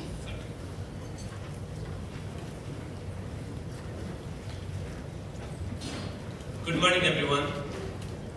Our aim of this study is to investigate whether quality of life, physical function, or the Whitley Index predict 1-year survival during the intensive chemotherapy in acute myeloid leukemia patients, and also to validate the Whitley risk index in both older and younger AML patients, because it was originally designed for the older patients. Our study results shows that quality of life and physical function was not associated with the 1-year survival, but the Whitley index was strongly predictive of the 1-year survival in both younger and older patients. And you can see clearly the survival distribution in both younger and older patients. Both three risk categories clearly differentiate. Our study has the great importance because significant toxicities, cost, and disappointing survival outcome associated with the AML treatments. And there is no reliable tools. And our data suggests that Whitley risk in these categories may help inform clinicians and the patient about upfront therapy in the AML. Thank you. Our next speaker is Alicia Grigorovich. Personal and environmental factors influence survivors' participation in activities 1 year post-stroke, a mixed method study. So we know that many stroke survivors have difficulty resuming participation in activities in the community, but we don't really understand why this is so. So in our research, we wanted to understand what supports better participation outcomes in stroke survivors, and we used questionnaires and interviews to gather information about that. So we found that participation, and better participation specifically, was predicted not only by survivor characteristics, but also by caregiver and the care situation factors. In particular, we found that caregivers support participation in stroke survivors by providing ongoing instrumental and emotional support. And we also found that using both qualitative and quantitative methods revealed different aspects about how these factors support participation in stroke survivors. And our results suggest that combining methods may help us better understand how to support community reintegration in stroke survivors. Thank you. Next, Sarah Morali is speaking on characterizing community exercise programs delivered by recreation providers for people with neurological conditions, a scoping review. Thank you. The objectives of our study were to characterize evaluations of community-based exercise programs delivered by fitness instructors to people with neurological conditions. The results so far. The most common conditions studied were stroke and Parkinson's disease. Of the program studied, classes were commonly offered twice a week with a 1-hour duration, a program length of 12 weeks, and involved strength and aerobic training. Over half of the studies involved a physiotherapist, whose main roles were to train, support, or advise fitness instructors. The most common data collection method was quantitative, and the most commonly examined outcomes were health-related quality of life and mobility. Why is this important? Knowing this information would help inform the education of people with neurological conditions, caregivers, healthcare professionals, and policymakers about the potential benefits of exercise participation and help guide future development and evaluations of community-based exercise programs. Thank you. Megan O'Neill is going to be talking about a Phase 2 RCT and economic analysis of 3 exercise delivery models in men with prostate cancer on ADT study protocol. Good morning. Prostate cancer is a leading cause of cancer diagnosis for men in North America. Of these men diagnosed, 45% will receive androgen deprivation therapy, a hormone therapy treatment. This treatment can cause adverse effects such as increasing levels of fatigue, decreases in physical functioning, and changes in body composition. We know that exercise works to help reduce some of these adverse effects, but what we need to understand is what is the best exercise delivery model, how we can improve long-term exercise adherence, and what is the most cost-effective way to do this. We are completing a randomized control trial to understand these issues, so please come by my poster to learn more about this study. Thank you. Victrine Sung is going to be talking about system-level factors influencing the implementation of family caregiver education and support programs in the Ontario Stroke system. Good morning. So my research aims to describe the system-level factors and considerations for implementing caregiver programs. So the unpaid labor of family caregivers saves the system over $25 billion annually. They are the one constant source of support for patients, enabling them to successfully transition throughout the care continuum. However, caregivers often feel unprepared for this role and experience depression and stress. So while there's evidence that programs that support caregivers are beneficial, there is currently no standard practice for supporting caregivers. So this raises the question, how can these programs be implemented as part of standard care? So my research suggests a need for a shared understanding regarding implementing caregiver programs as part of an integrated healthcare system, and that regional variations in terms of availability, access, and system priorities challenge program implementation. It is hoped that these results can inform the development of implementation strategies for caregiver programs, enabling family caregivers to be adequately prepared for this very important role. Thank you. Jay Shaw is going to be speaking on quality improvement for patient transitions, a comparative case study in England and Ontario. Good morning. So my postdoctoral research project is a comparative case study of transitions from hospital to home, which is really a paradigm case for integrated care. So we looked at a high-performing hospital in London, England, and a less well-performing hospital here in Toronto. And we found three key themes that really drive quality in transitional care. So first, that high-performing hospital explicitly sought to build relationships among healthcare providers. When the hospital-based discharge coordinator was friends with the community-based social worker, those transitions ran much more smoothly. Second, they specifically identified somebody who was responsible for helping with the transition process. There was no game of hot potato over who would help the patient get home. And finally, whenever possible, they thoroughly considered the home and social context to which the person was transitioning. So our next step are to build on these findings, to develop and evaluate new innovative programs to help improve transitional care. Next, Romeo Cullibone and Meg will be presenting on Send in the Clowns, exploring an arts-based approach to dementia care.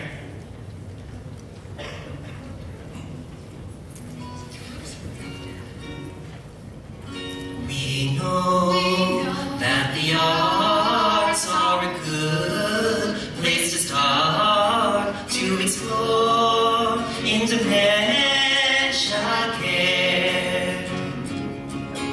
We've got elder clouds, agitation went down. What we saw in dementia care, they support joy and play, validate a sad state, augment resident well-being. We want you to know that we found what's great about the clouds. They belong in dementia care, in dementia care.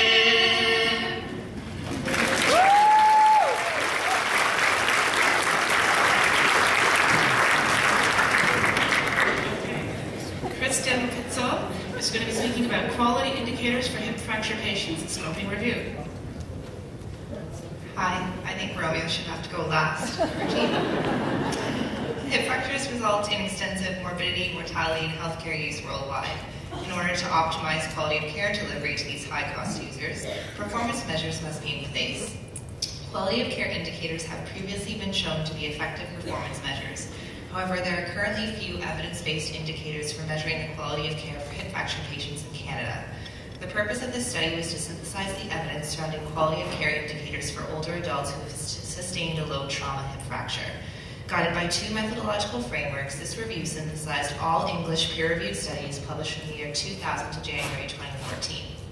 A total of 2,053 studies were found, of which 224 were included, and results show that most validated quality of care indicators were developed in the acute care period, and there was a paucity in the post-acute care period.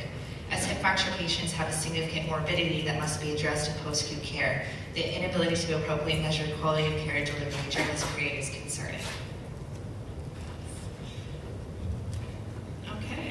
last member for our team, Marina Bestros, who will be speaking about web-based health interventions for family caregivers and scoping review. So how many of us are caring for an elderly family member, know somebody who is, or anticipate they'll have to in the future? Awesome. So this is a really good visual snapshot of the fact that our Canadian population is aging, and as they age, they'll experience illnesses and limitations that lead them to rely on their family caregivers for support in the community. We know that when caregivers have informational and emotional resources, it can offset caregiving-related declines in their health and well-being. However, as many of us I'm sure can attest to, caregivers experience many geographic and time limitations that can restrict access to supportive resources. However, with the advent of the internet, these barriers are overcome since the support is quite literally at the fingertips of these caregivers. While many online interventions exist for family caregivers, few reviews to date have synthesized what the content and goals of these interventions are, how they impact health and well-being, how they're used and viewed by caregivers, and ultimately what some of the future areas are. By learning this, my scoping review can help to optimize existing and future interventions that are online for family caregivers. Okay, I'd like to thank the Team Optimize members.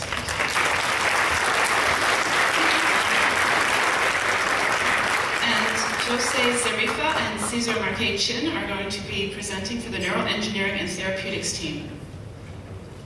Thank you. Good morning. This is Jose Zarifa, and my name is Cesar Marquez, and today we have the absolute privilege to introduce the Neuroengineering and Therapeutics team.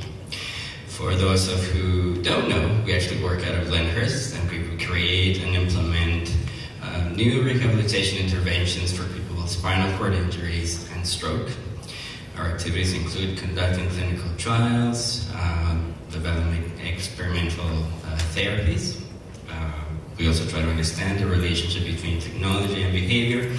And we produce gadgets, devices that are now, some of them, commercialized. We are also advocates for change in the delivery of healthcare. So we put a lot of effort into engaging and informing healthcare providers and policymakers. And with that, I give you Jose, who will introduce our speakers today. Thank you, Cesar. All right, so our first speaker is Sharon Gavison with Trunk Strength and Function in Individuals with Non-Traumatic Spinal Cord Injury. Individuals with spinal cord injury have impaired trunk function, which can impact their ability to engage in their daily activities, including feeding, dressing, and transferring.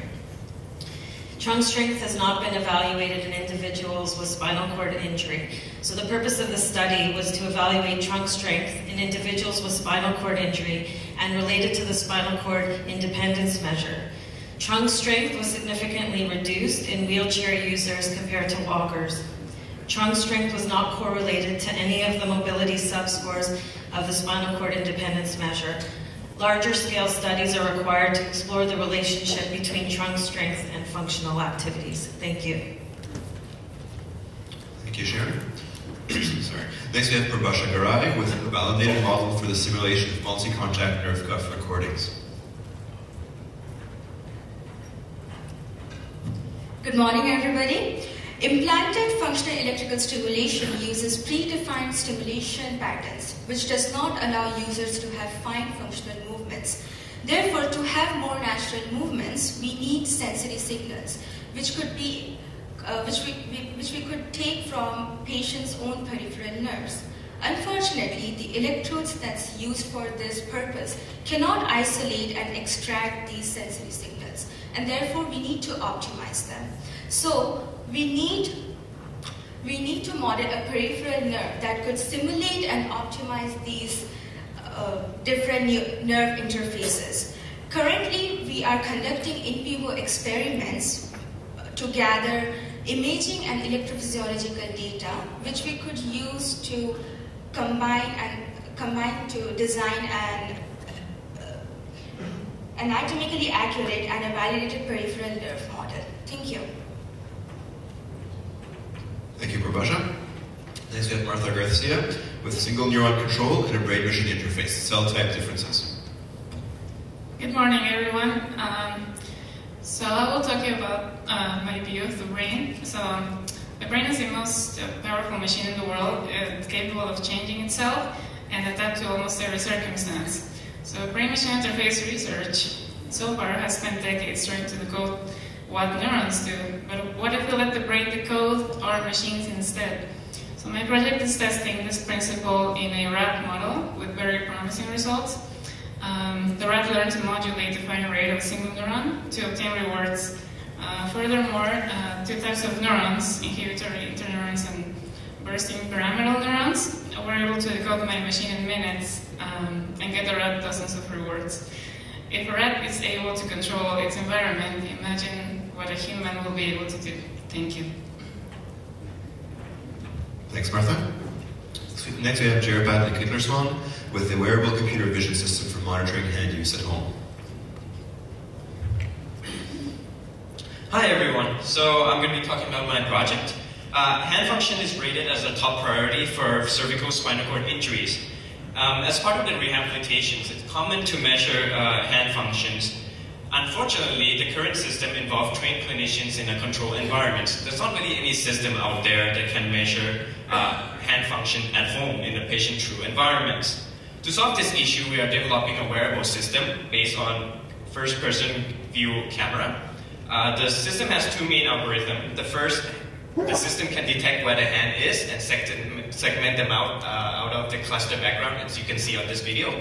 The second part of the algorithm involves interaction detections, where the system can tell if the hand, for example, in this case, touching a sponge, is interacting with an object or not. The number of interactions that we get from this system can tell the level of independence of each individual at home. Thank you. Thanks, Jerepad. Next we have Hossein Rouhani, effective auditory cues on the fractal dynamics of human gait during treadmill walking. Stride interval fluctuation during gait has a unique fractal dynamics. In this study, we quantitatively investigated the effects of auditory cues on such fluctuations of stride interval during human gait, and particularly integration of auditory cues with motor control. We applied detrended fluctuation analysis for stride interval fluctuation during 20 minutes of treadmill walking. We found that it takes 4 to 6 strides to correct deviations from auditory cue. These finding contributes to understanding sensory motor coordination, and the future applications will be in training programs with biofeedback. Thank you. Thanks, Hussein. All right, next we have Kristen Musselman, developing an objective approach to clinical walking assessment in children. Thanks, Jose. So I'm going to tell you about a little girl who we're going to call Samantha. Samantha has spina bifida, and as a result, her legs are weak, her mobility is restricted. She's had several surgeries to her feet, her hips, her spine. She's been fitted for braces, and she's received a lot of physical therapy in her short life so far. And all these things have been done to try and help Samantha walk better, with the hope that that will then lead to her being more physically active. So since walking is such an important rehab goal for children like Samantha, we need to have accurate ways to measure and track walking in these children. And of course, this is challenging, especially in young children, because their motor behavior is not consistent. They're quite variable. So our objective was to find some valid and reliable clinical measures of walking in children. And to do that, we did a couple things. One is that we created some timed walking tests. And it was tasks that kids would find fun, like obstacle walking. And we also looked at the accuracy of wearable sensors in children. And we're finding that these two approaches are a promising way to accurately measure walking in children like Samantha. Thanks. Thanks, Kristen. All right, next we have Ms. Saimi Atani, exploring the associations between arterial stiffness and spinal cord impairment. Thank you. People with spinal cord injury are at high risk of heart disease. Among them, who is at highest risk of heart disease? Paraplegics or tetraplegics? In this study, we determined the frequency of abnormal arterial stiffness in people with spinal cord tetraplegia and paraplegia. We found that, surprisingly, people with paraplegia had higher prevalence of abnormal artery stiffness than those with tetraplegia, implying an increased risk of heart disease. So our data suggests that further screening effort is required in the entire SCI population, with priority given to those with paraplegia. Thank you. Thanks, Sam. Next we have Cam Moore with determinants of calf muscle cross-sectional area and density after chronic spinal cord injury. Individuals with a spinal cord injury experience atrophy and fatty infiltration of lower extremity muscle, which predisposes them to metabolic disease and related mortality. And while the changes that happen immediately following a spinal cord injury are well documented, little is known about what happens to muscle years or decades after injury. For this study, we used peripheral quantitative computed tomography to measure the calf muscles of 70 individuals with chronic spinal cord injury. And we found that there was wide variability in the degree of atrophy and fatty infiltration compared to matched able-bodied controls. Furthermore, we found that motor function, wheelchair use, age, body composition, and spasticity were related to muscle status.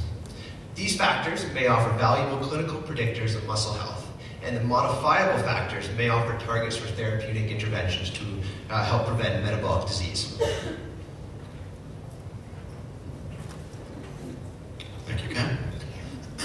Next we have Kermay Patel with development of neuroprosthesis for improved trunk stability after spinal cord injury. Good morning, everyone. So there you see John, an individual with a higher thoracic spinal cord injury. That means John doesn't have control over his trunk muscles, which means confined to the wheelchair that he sits in every day, he has to be strapped in with restrictive chest harnesses that prevent him from falling over. These chest harnesses really restrict his functional workspace. To overcome this problem, at REL, we've developed a neuroprosthesis that replaces the chest harnesses with a technology called functional electrical stimulation, a technology that uses small electrical currents to artificially contract muscles. Using functional electrical stimulation on the right muscles at the right time to contract them can help improve the immediate trunk stability of individuals like John. And not only that, it can have long-term rehabilitative effects as well. So far, with a small single-person pilot case study with an able-bodied individual, we've demonstrated an increase in trunk stability by 23%. Thank you. Thank you, Kermay. Next we have Cheryl Lynch, fragility fractures after. We're not studying balance here. Fragility fractures after spinal cord injury. It says from the bone quality of the individual who's chronic spinal cord injury. Wow, I tripped. You know, people with spinal cord injuries are at a very high risk of fragility fractures due to low velocity falls, such as trips, or sometimes you fall when you're transferring out of your wheelchair. We are studying a large cohort of adults with spinal cord injury, 70 individuals, and this study has generated all kinds of lovely data. It's tough to choose what to talk about today, but one interesting thing we found was, and you see here this image of a femur fracture, which is very nasty with those pokey bits. I'm an engineer, but that doesn't look good to me. Really interestingly, we had a very high incidence of fragility fracture, 12 of our 70 individuals, and the majority of these people were already on the gold standard therapy for sublesional osteoporosis, which is oral bisphosphonates with calcium and vitamin D.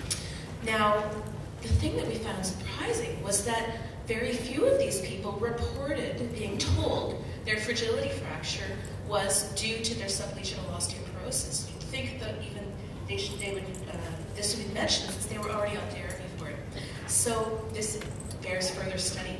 Come by the poster, we've got lots more interesting data. Thank you. Thanks very much. All right, next we have Andresa Marino Buzelli with the influence of the aquatic environment on the control of standing posture. Good morning, everyone. Oh no, that countdown is teasing me. Green, yellow, Brazil, samba. No more samba, no more dancing. Lately, I've been literally immersed in my study to investigate how the the aquatic environment to influence postural control. Why? Because the aquatic therapy is one of the most common approaches to recover mobility and function, but we lack evidence on how immersion in water directly influences the control of posture. So we investigated qualitative and quantitative parameters of postural sway in water compared to land, and we found out that participants' report is actually the opposite of quantitative measures of postural sway. They say, I sway less in water. Oh, really? No, the data show you sway more. So why that? Maybe the frequency parameters is responding my question. And if you come to my poster, I give free dance and samba classes. Thanks, Andres. All right, now we have Eric Wong with modeling of multidirectional muscle activity patterns during standing. Spinal cord injury. Many in misery. Just to move and to stand again, to see person to person and eye to eye, to let your blood flow and to feel whole. What it means to stand again. FES can be the cure to restore. Modern day puppeteer using your muscles to steer. To grasp, to walk, to balance, and to stand. FES can make you feel whole again. Before we do, we need to understand how your muscles move when you stand. To model how you move, we got something to prove. 9 subjects, 16 muscles in 8 directions. We measured you when you got pulled. Maybe summer students voluntold. All that data, 3D regression in time, amplitude, and direction. The model is 91% consistent, future Nobel Prize contestant. Now add some FES and pow, we got the recipe to wow. Thanks, Eric. All right, please join me again in thanking all of the presenters from NetSafe.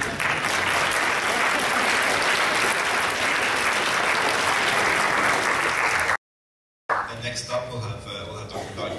Doug Bradley presenting for the sleep science team.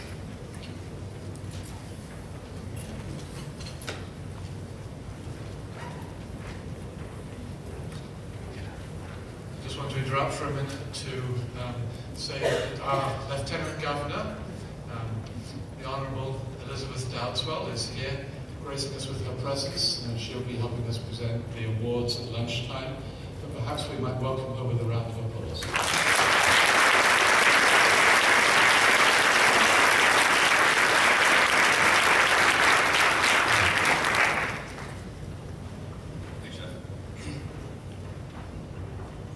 Good morning, everyone. I'm Doug Bradley, the head of the sleep team, and it's my pleasure to introduce our members. But before I do, I just want to tell you a little bit about what we do.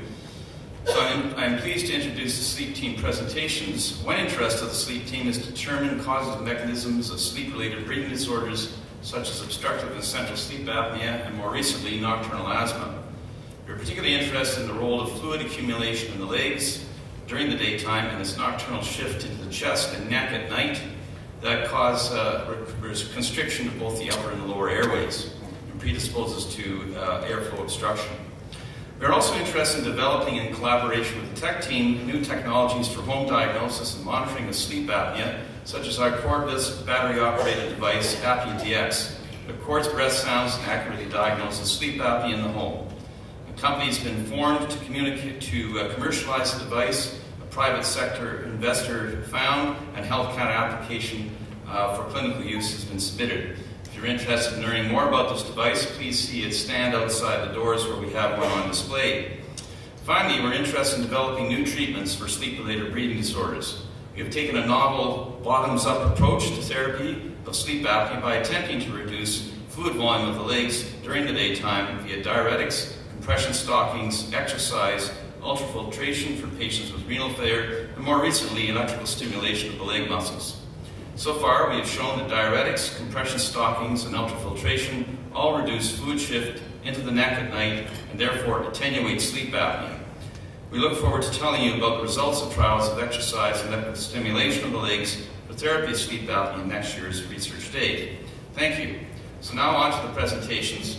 So the first presentation is by Derek Z, and the name of the presentation is Developing Automatic Algorithms for Non-Invasive Assessment of Upper Airways Resistance.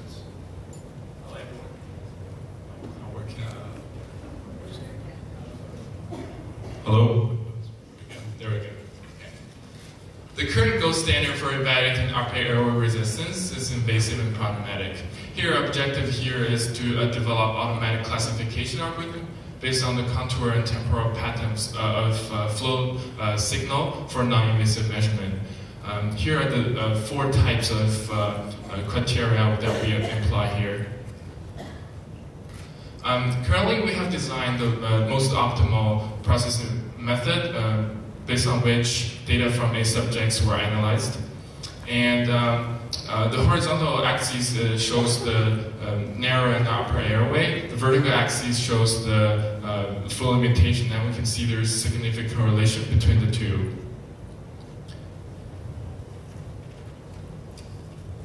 And in the future, we hope our approach will improve the assessment of the physiological causes and consequences of sleep disordered breathing. Thank you. Thank you, Derek. Our next presentation is by Shumet Saha, and it's called Investigating the Effects of Neck Fluid Volume on Snoring Sound Characteristics. Good morning, everybody. DRA sleep team have previously shown that an increase in neck fluid volume could narrow the upper area. This could increase the vibration in the soft tissues in the upper area, thus induce snoring.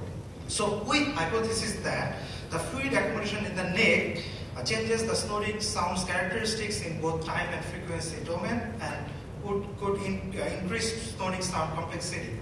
So we obtained preliminary result from 10 subsets. Here, the horizontal axis is percentage change in neck circumference, and vertical axis is snore time index, which is snore time divided by sleep time. And we find that an increase in neck circumference significantly increase the snore time index. So in future, we are looking for more advanced feature of snoring and with more wider range of subject. And if our hypothesis is true, then a convenient device could be developed to assess the neck fluid volume on sleep apnea physiology. Thank you. Thank you very much, Shumet. Our next presenter is Bojan Gavrilovic, Design and Validation of a Portable and Affordable Device to Measure Body Composition. Thank you. Estimating body composition has given us information on the hydration status of patients as well as their fat and muscle mass. These measurements are important for fluid retaining patients, such as those with renal failure or even sleep apnea. The current devices that we use are the BioPack and Zytron, shown here, which measure body composition through a method called bioimpedance analysis. Bioimpedance analysis works by passing a very small amplitude current through the whole body to measure its impedance. This impedance can be related to the volume of intra and extracellular fluid. As of now, the current devices are very large, expensive, and cannot measure intra and extracellular volumes continuously. So what we hope to achieve in the future is to design and validate a portable and affordable bioimpedance meter that can operate at a wide range of frequencies to accurately measure fluid and muscle mass. Thank you. Thank you very much, Bojan. And our final presenter for our team is Daniel Vina, who will talk about application of electrical stimulation to reduce daytime leg fluid accumulation and alleviate sleep apnea, experimental protocol. Daniel's special, he gets 2 minutes instead of 1. Thanks, Dr. Bradley. So standard therapy for sleep apnea is continuous positive airway pressure, better known as CPAP. So Brett Favre tells the story that CPAP not only changed his life, but it makes him feel like a man. Now, despite this strange testimonial, if you can bring yourself to look past Brett's boyish charms and chiseled jawline, you'll find the truth. And that's that over 80% of people on CPAP are non-adherent to treatment. Fortunately, members of the sleep team have gathered evidence that shows that with increased fluid accumulating in the legs during the day, there's an increased fluid shift at night from the legs into the neck, which can increase the severity of sleep apnea. My work's focused on using electrical stimulation to reduce daytime leg fluid accumulation and in turn reduce fluid shift at night and decrease the severity of sleep apnea. And the work aims to inform the development of a novel device to treat sleep apnea. So I don't have a counter, so I'm just going to keep going. My technovation is a small, portable, wearable electrostimulator for the calf muscle to alleviate sleep apnea. We partnered with IDAP Somno, who's a startup company interested in diagnosis and treatment of sleep apnea. Studies are underway to determine the clinical efficacy of this device and answer questions like how long should we apply the treatment and at what time of the day is best. The device is feasible from an engineering standpoint, lasting up to 20 hours on a single charge and a small watch-sized battery. We'll compete with similar products like compression stockings by offering a similar price point. There's a substantial market for this device, with an estimated 10% being diagnosed with sleep apnea. If a third of those can be treated with fluid accumulation, then if only 0.5% of that group choose to seek electrostimulation therapy, then we could sell 35,000 devices per year in the US and Canada alone. And come by and see me if you want to see a mock-up of the device. Thanks. Thank you very much, Daniel. That concludes the presentations for the sleep team, and now I'd like to introduce Andrew Colantonio to introduce the presentation for the ABI and Society team. Thank you, Doug.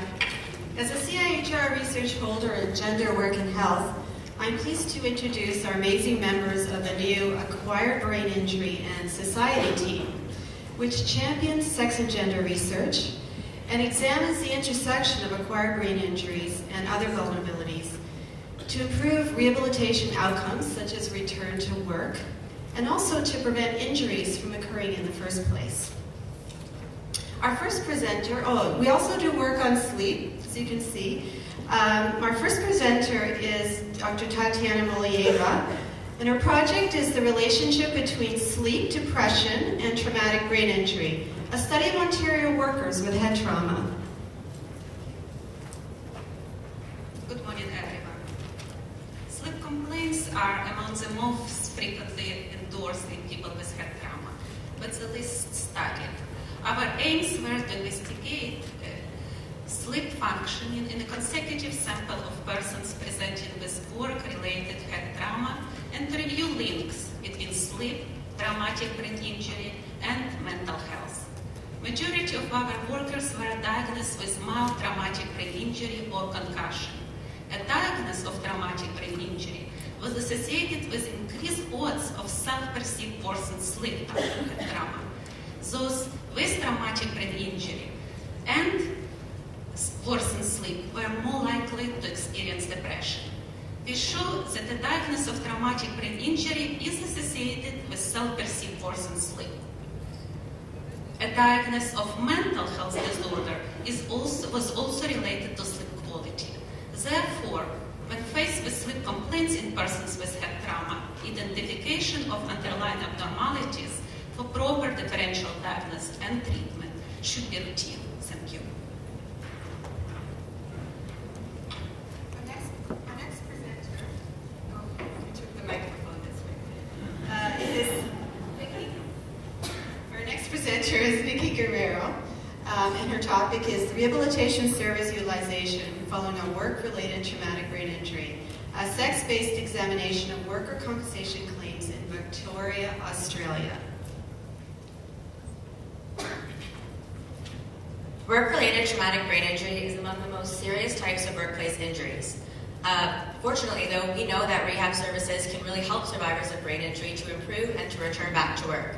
But what do we know about the actual utilization of rehab services among people who have sustained a brain injury at work? Well, we really don't know much about this at all. To address this research gap, I'm collaborating with researchers in Australia to examine the use of 4 different types of rehab services among all workers that sustained a brain injury over a 9-year period at work. What I found is that overall, only 1/3 of the entire study population used any rehab services following their injury. And rehab service use was also associated with various characteristics of the individual person. For example, men were more likely than women to use occupational therapy, and women were more likely than men to use physiotherapy. It is important to understand the characteristics of rehab service use among people with a brain injury at work so that we can improve and better plan rehab services for this population. Thank you. Our next presenter is Vinci Chan. Her project is Comorbidities in the Inpatient Rehabilitation Traumatic Brain Injury Population, Differences by Sex. So we know that comorbidities influence outcome and recovery, but to date, most research on comorbidities have been limited to more common conditions or those that are listed in comorbidity scales. So we tried to address this research gap by looking at the full range of comorbid health conditions in the traumatic brain injury inpatient rehab population by age groups and by sex. And what we found was that more than 90% of patients had at least one comorbid health condition at admission and at discharge. When we looked at it by age groups, we found that younger men tend to have conditions of the respiratory system and mental health, but among older women, they have more conditions of the immune system as well as the circulatory system. So looking at the full range of comorbidities in inpatient rehab is very important because rehab may present as an opportunity to prevent re-injury and to prevent missed and delayed diagnosis. Thank you. Next is Wayne Koo. His project is systematic review of comorbidity measurement methods for patients with non-traumatic brain injury in inpatient rehabilitation settings. So as we just heard from Vinci, comorbidity, that is having an additional medical condition in addition to the primary reason for a patient's rehabilitation treatment, such as depression or other injuries, can affect a patient's rehabilitation outcomes. The purpose of this study was to systematically review the literature for the best method to predict comorbidity in patients with acquired brain injury. This will help predict their functional recovery.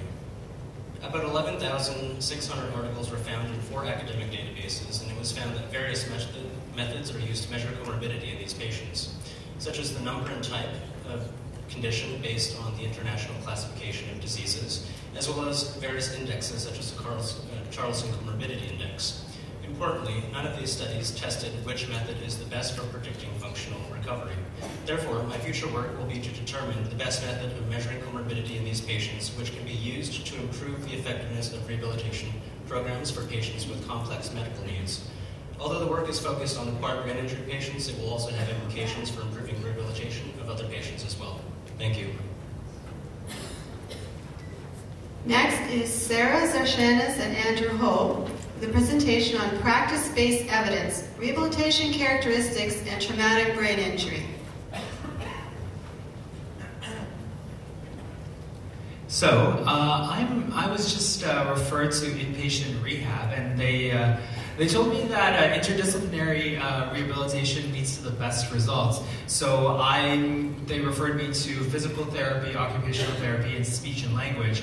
What kind of things will you all be doing? Don't worry, physical therapists will work on your gait problem.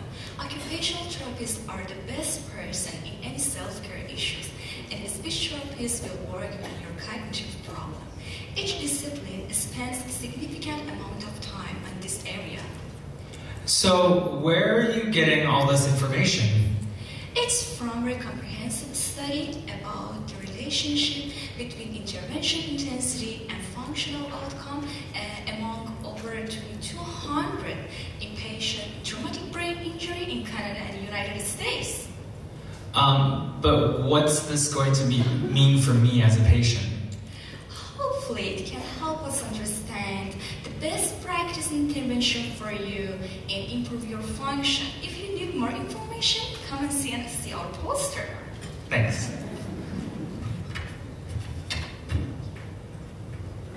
Last but not least, Andrea Cusick. Her title is An Investigation into the Construct Validity of Motivation as an Acquired Brain Injury Inpatient Sample Using Mixed Method Techniques. We already know that at the heart of brain injury research, sorry if I spoke too loudly there, is understanding what it's like to live with the brain injury and to promote recovery. But sometimes people will not feel very motivated to recover, and for many different reasons, such as feeling down or low. But what do we know about motivation to recover from a brain injury? Long story short, not very much. So how can we get brain injury survivors motivated to engage and to recover if we don't know what motivates them? Somehow we need to accomplish this. Be who you are, but you can still change. Exactly. We need to be able to tell them that, sorry, I totally messed that up. We need to be able to tell them that they can accomplish what they want by utilizing their intrinsic values. My research project will look at what motivation to recover means from 3 unique perspectives, from the patient, their therapist, and their caregiver. This is the first study of its kind to look at motivation to recover from these 3 perspectives. I'll also be looking at differences across age, gender, and ethnic backgrounds. I hope that my work will lead to improvement of treatment of motivation difficulties in brain injury rehab, and ultimately help individuals with a brain injury reach their goals faster. Thank you. I wish to thank the presenters and invite Robin Green to the stage to introduce the mindfulness meditation break. Thanks, Angela. My name is Robin Green. I'm head of the Brain Discovery and Recovery team. So before we get started with the final series of of Minute Madness presentations, you're going to be led through a brief session of mindfulness meditation. And hopefully, after you've experienced this, you're going to feel, amongst other benefits, a little bit more relaxed and a little bit more focused for the final set of presentations. So, to lead you through this, Drs. Leslie Rattan and Jennifer Tomajic.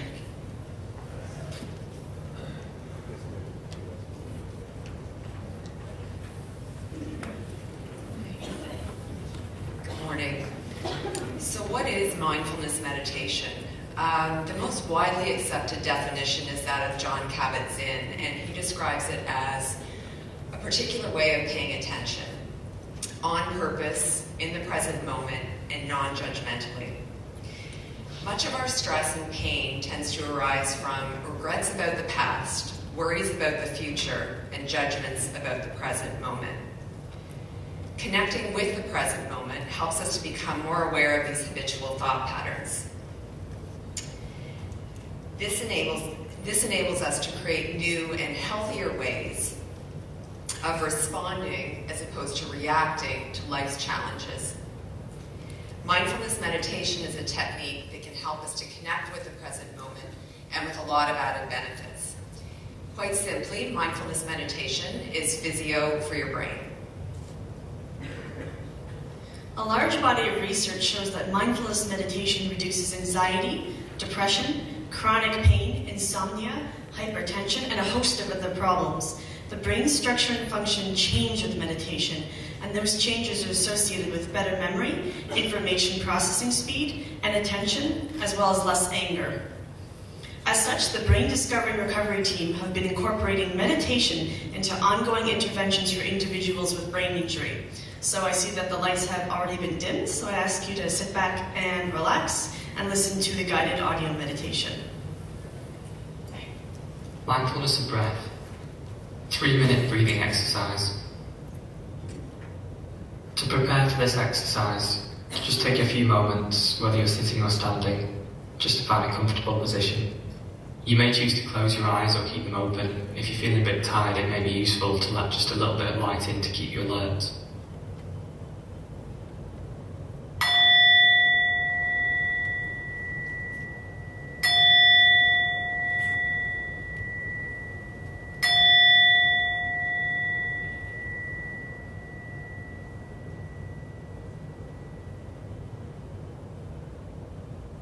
Begin by gently moving your attention onto the process of breathing, simply observing each breath as it happens, whether you focus on the rise and fall of your chest or abdomen, or perhaps the sensation of the breath as it moves in and out of the nostrils.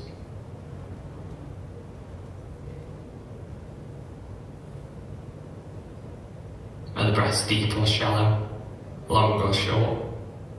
Really feel what it is like to breathe, without feeling the need to alter your breath, just observing it as it happens.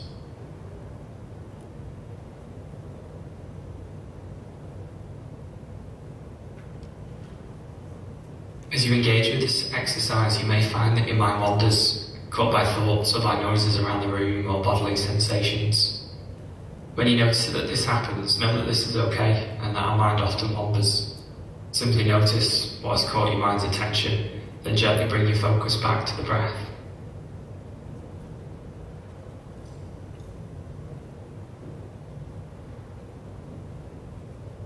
You may find as you watch your breath that it begins to change, or stays at a steady pace. Whatever your breath is doing, just watch it in this moment and feel what it's like to be breathing.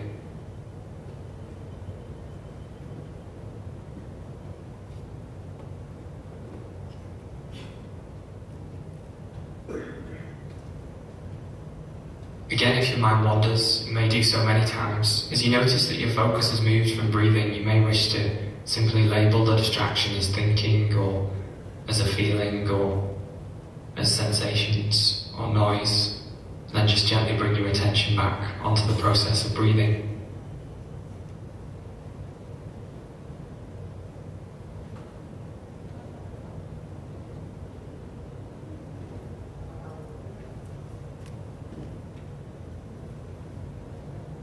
As we move towards the end of this short exercise, I invite you to allow yourself to be really aware of your next few breaths, focusing on every sensation as the breath comes in and as it flows out. Take a few moments to yourself just to feel really connected with the present moment.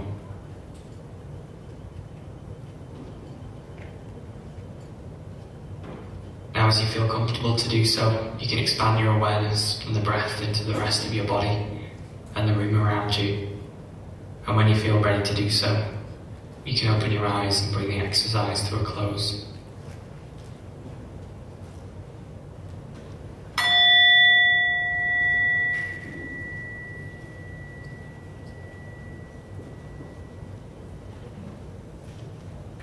Thanks, everyone. Hope you enjoyed the session.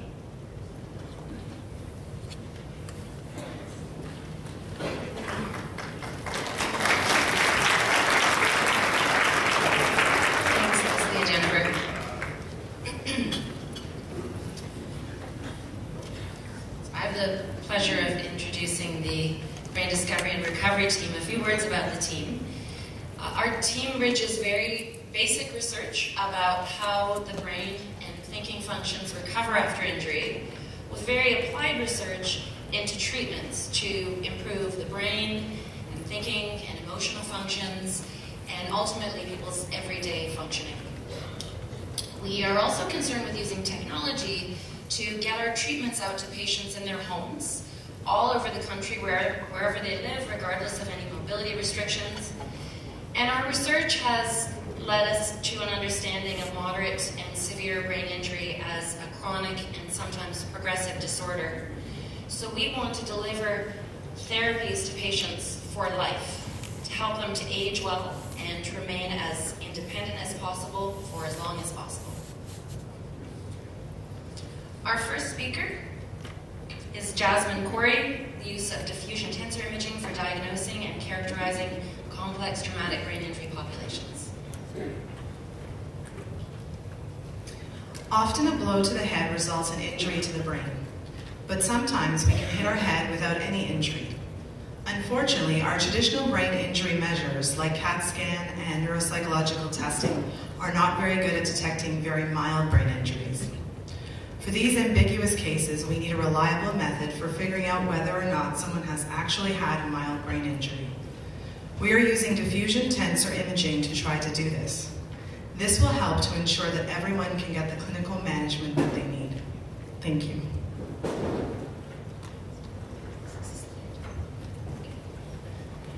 Alex Arnold Oatley, Facial Emotion Research, Implications for Social Functioning After Traumatic Brain Injury.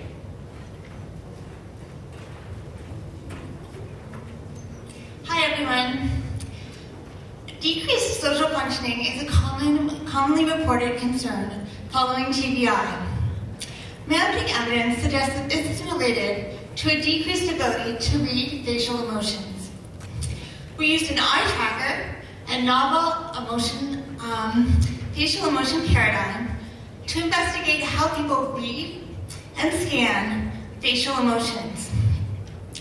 We found that relative to those without TBI, patients spend proportionally less time on the eyes and more time on the nose, mouth, and cheeks. These areas contain less informative emotional information. Consequently, they require more time to identify facial emotions. Our results suggest that developing evidence-based treatments to help people effectively use the information contained in the eyes may help them may decrease the amount of time they need to identify the emotion and consequently increase their social functioning following TBI. Thank you.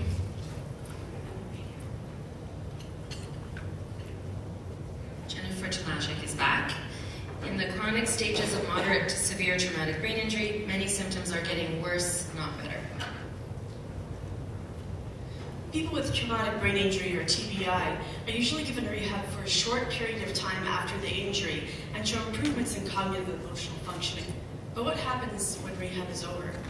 Our group has found that several years after a moderate to severe traumatic brain injury, the percent of patients with anxiety doubles, and the percent of people with depression triples as compared to the number of people with these disorders in the first months post-injury. Furthermore, although TBI patients experience increases in independence and in day-to-day living and engagement in work and school activities, they do socialize less over time.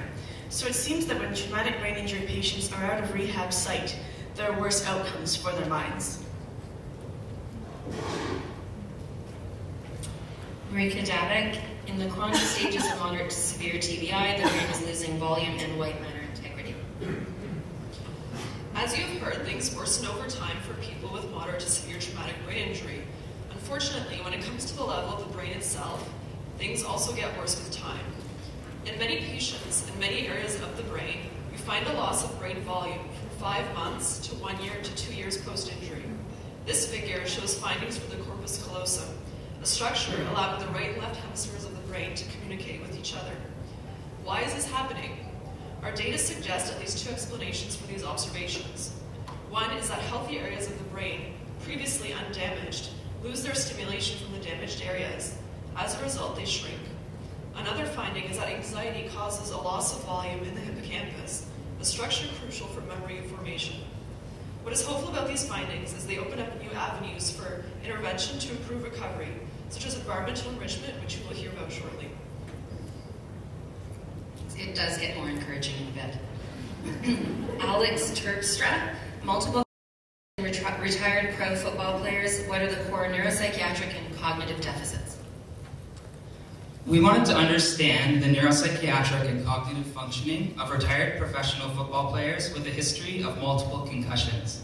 To address this question, we compared a group of CFL alumni to a group of controls with no history of concussion on a number of cognitive and psychiatric variables. What we found is that the only cognitive test to discriminate these groups was a go, no-go task used to measure disinhibition. The psychiatric variables that was significantly different between these 2 groups were somatization, mania, aggression, and depression. Interestingly, 2 of these variables, mania and aggression, have been linked to impulsivity, of which disinhibition is a factor. We concluded that the dysfunction observed in this group may be characterized by impulsivity broadly and behavioral disinhibition in particular. We will use these findings to inform future treatment-related research in our lab. Thank you. Greg Nowak, offsetting neurodegeneration in traumatic brain injury, home-based internet delivery of environmental enrichment.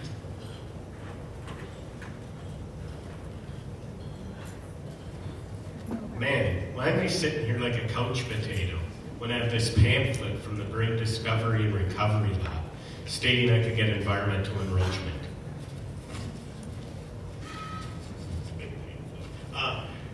It says that environmental enrichment is intensive cognitive stimulation that is continuously novel, challenging, and engaging, and that this technique helps the brain in thinking function after a serious brain injury. Not only that, they have shown that it might prevent declines in the chronic stages of injury. The internet enables them to reach me and a lot of people in the chronic stages of injury. But the question is, will severely impaired patients actually use this on their own? And will they use it regularly? Well, the pamphlet says we tested this out, and the answer is yes. And that's pretty awesome, because it means they can deliver this therapy to patients all over the country, no matter where they live, and they might be able to deliver the therapies to people for life. And finally, Sabrina Lombardi, offsetting the enduring symptoms of traumatic brain injury, face-to-face and internet-based group therapies. Our lab has been carrying out basic research with the goal of trying to better understand traumatic brain injury, or TBI.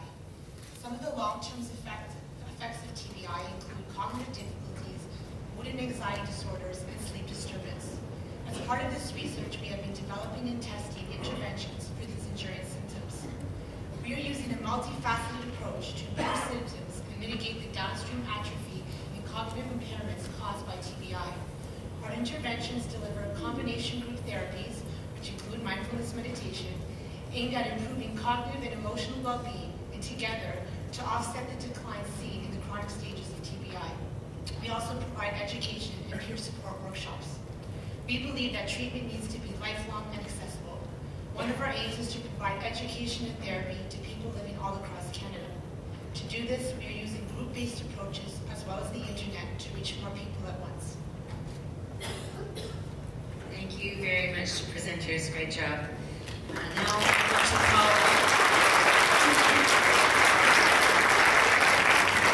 call over the cardiopulmonary fitness. Thank you very much, Robin.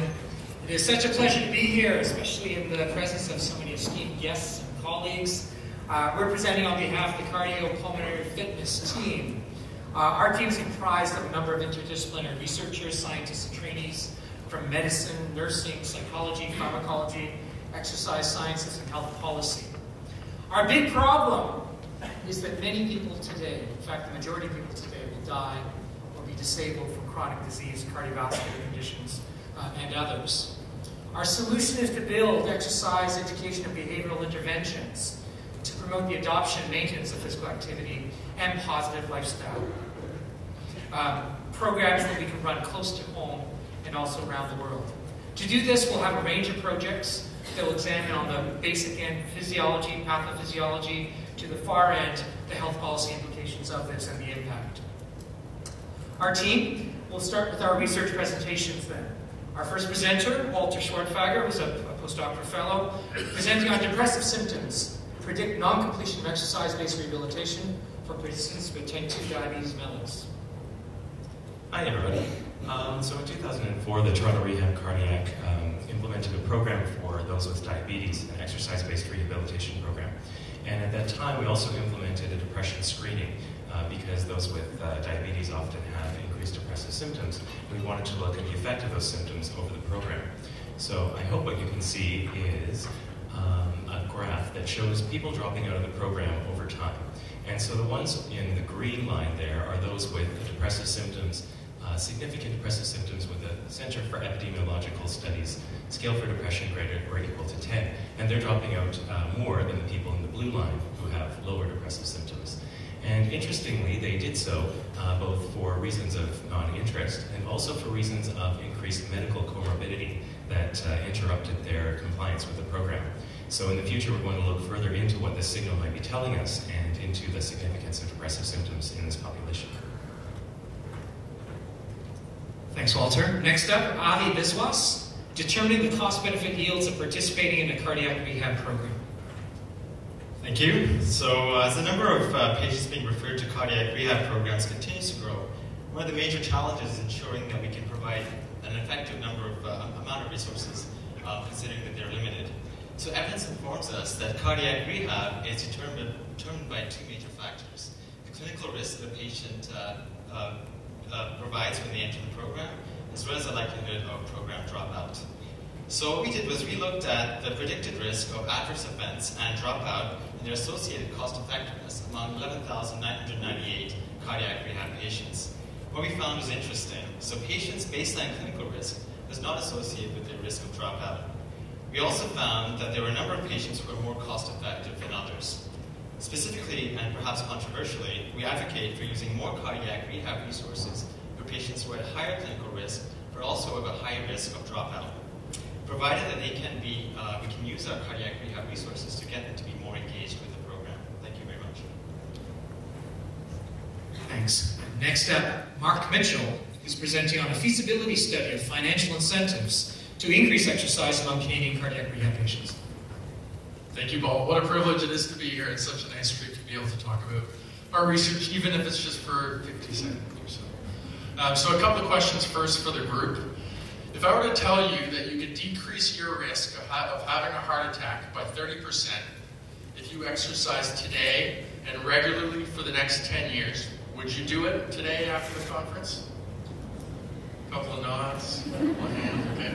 Now, how about this one? What if I told you you could lose 5 to 10 pounds if you exercised after the conference today and then regularly for the next 6 months?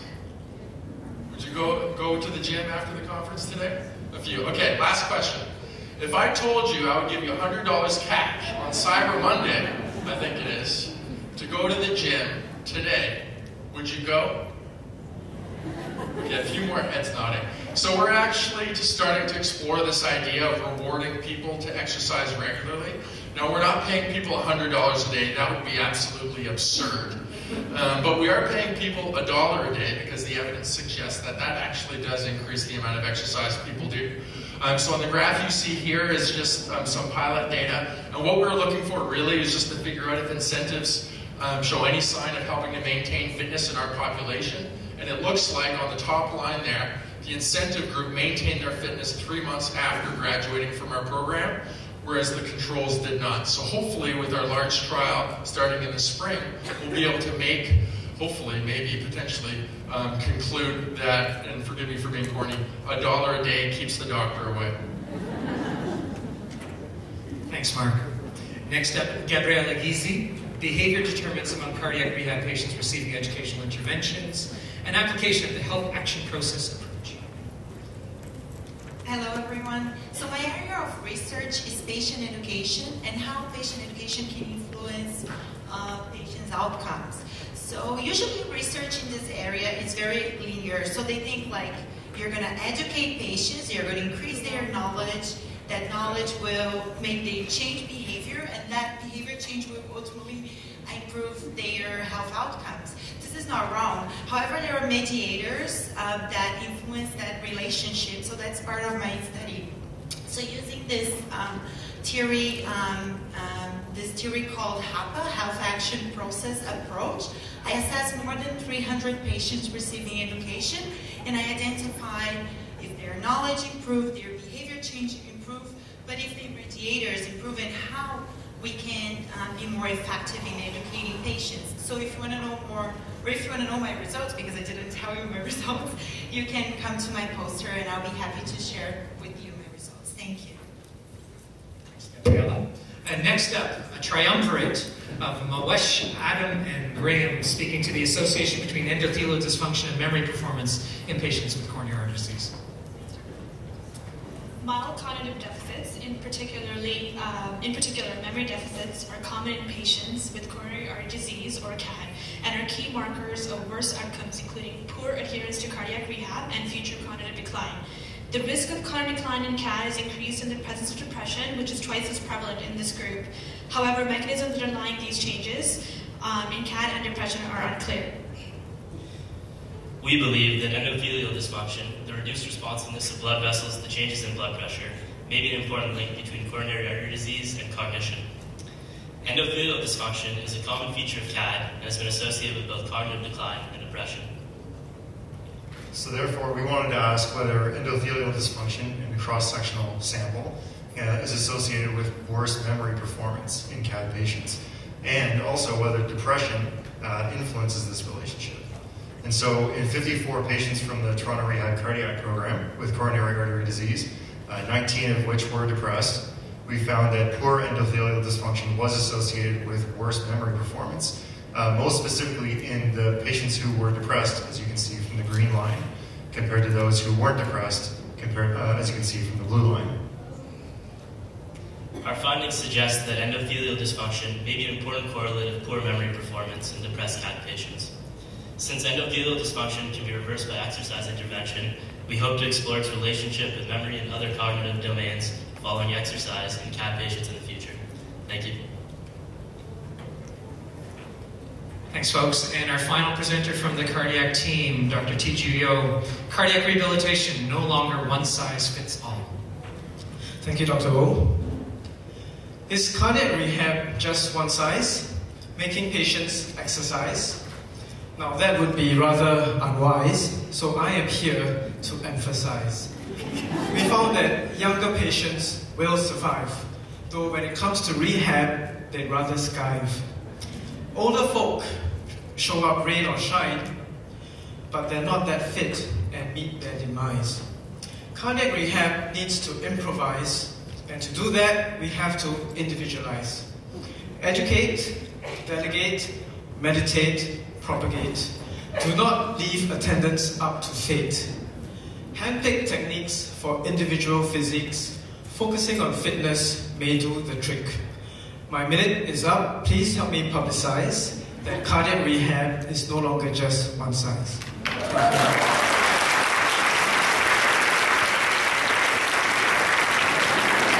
Really well done. Thank you to all of our presenters from the cardiopulmonary fitness team. At this point, I'd like to invite Dr. Tilak Dutta up to present the technology team.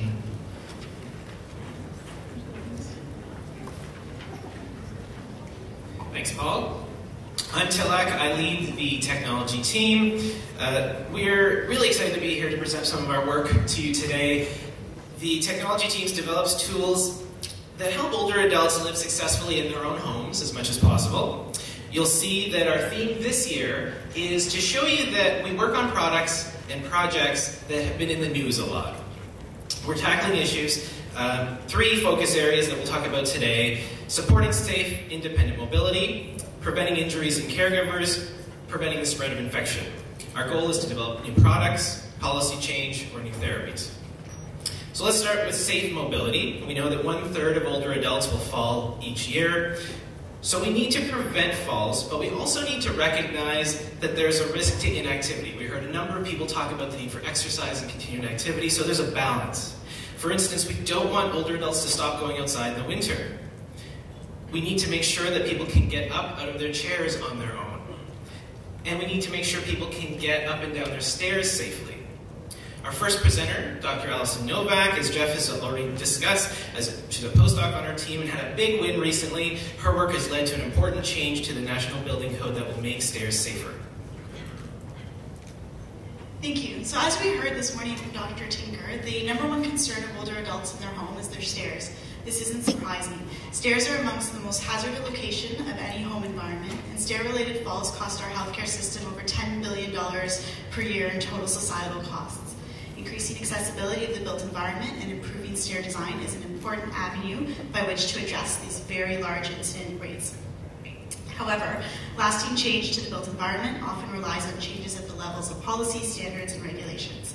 So with this in mind, we have focused our research efforts on providing empirical data to inform changes to our National Building Code of Canada. So for the past several years, we've engaged actively in the process to change home step dimensions within the National Building Code. The biomechanical data that we collected in Stair Lab was disseminated alongside other published literature to advocate for longer step lengths in homes.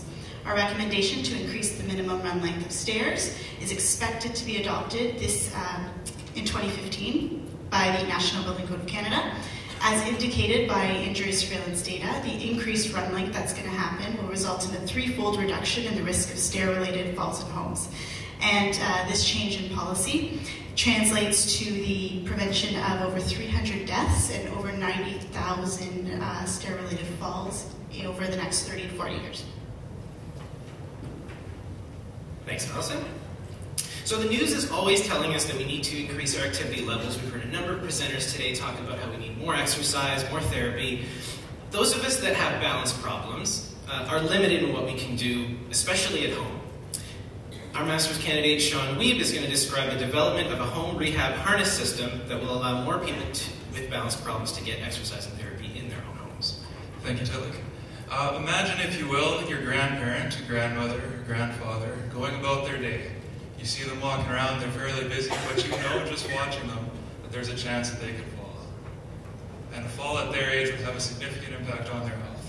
Fortunately, there are services, training programs facilitated at centralized facilities where they can get training to help in their prevention, fall prevention. However, will you be able to get them to go to these training sessions, to arrange their transportation, put it into their schedule? What if they could do this training in their home? That's what my research is focused on. The design and development of an in-home harness system to facilitate fall prevention exercises, among others, in the safety and comfort of your own home. Thank you for your time. Thanks, Sean. Increasing activity doesn't need to be limited to exercise. Simply having the ability to get up and out of your chair by yourself means you're far more likely to move around and be active, especially if you don't have to wait for someone to help you. So Ahmed Mezil, a master's candidate on our team, is investigating how improving armrest height can help with the sit-to-stand task. He's writing an exam right now, so I'll present on his behalf. Half of all falls for older adults happen indoors.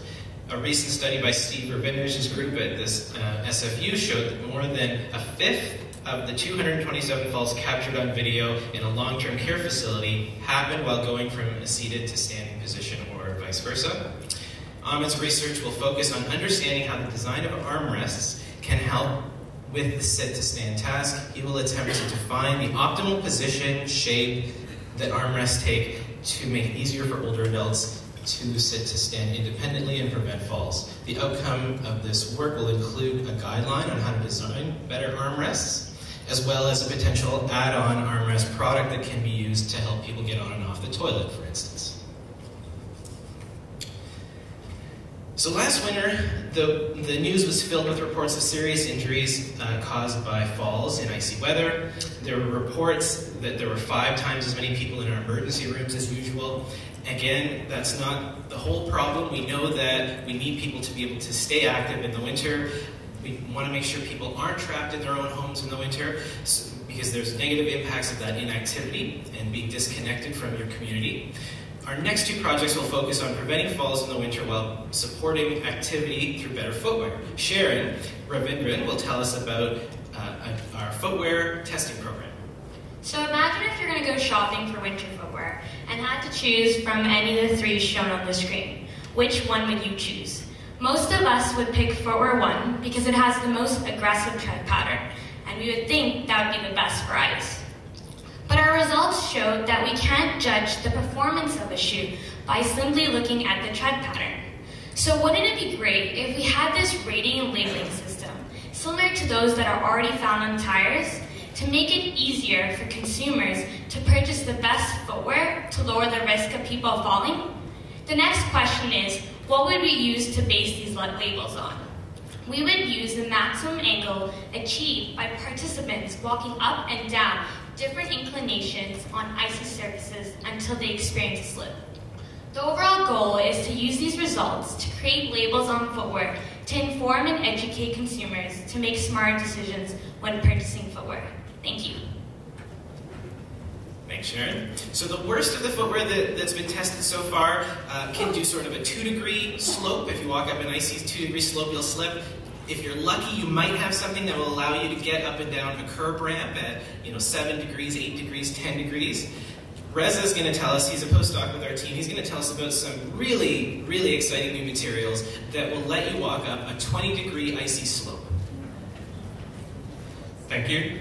So the current footwear outsole, it's been limited because it's been largely unchanged since Vibram introduced the threaded outsole in the 1950s. It is inadequate for use on ice and snow. However, at the same time, if you use metallic cleats on ice and snow, they are effective on ice and snow, but they're very slippery on hard surfaces, and they are also very difficult for older adults to put on and off, and they also alter the biomechanics of natural walking. In partnership with Material Science and Engineering at the University of Toronto, we are developing new rubber outsoles that can provide exceptionally well slip resistance on both ice and snow, as well as on hard surfaces. Our solution is to create a rubber composite material that consists of tiny microscopic fibers that can protrude out of the rubber surface and provide grip on ice and snow when it's needed, while at the same time they can be recessed back so that the rubber can grip hard surfaces. Our preliminary results are promising. We have achieved a friction coefficient that is 4 to 6 times greater than regular polyurethane, and now we're scaling up production for testing in winter lab using human subjects, including older adults. Thank you. Thanks, Reza. So the ability to drive is an incredibly important ability for maintaining our mobility and independence as we get older. The loss of a driver's license can be devastating. Robert Rampalawansing, a PhD student on our team, will describe his work in developing a driving simulator that we hope will eventually be used to objectively assess older drivers and allow for the implementation of a graduated delicensing system in the province. So when we drive, we seamlessly combine what we see, what we hear, and the motion that we feel. But as we get older, the way that we combine information across our different senses begins to change, and we think that studying these changes might give us some insight into why it is that older adults have more difficulty behind the wheel. Thus, we used a driving simulator to observe how sound and motion contribute to the driving performance of younger and older adults. We found that compared to younger adults, older adults have more difficulty managing their speed as well as their steering when sound and motion are missing.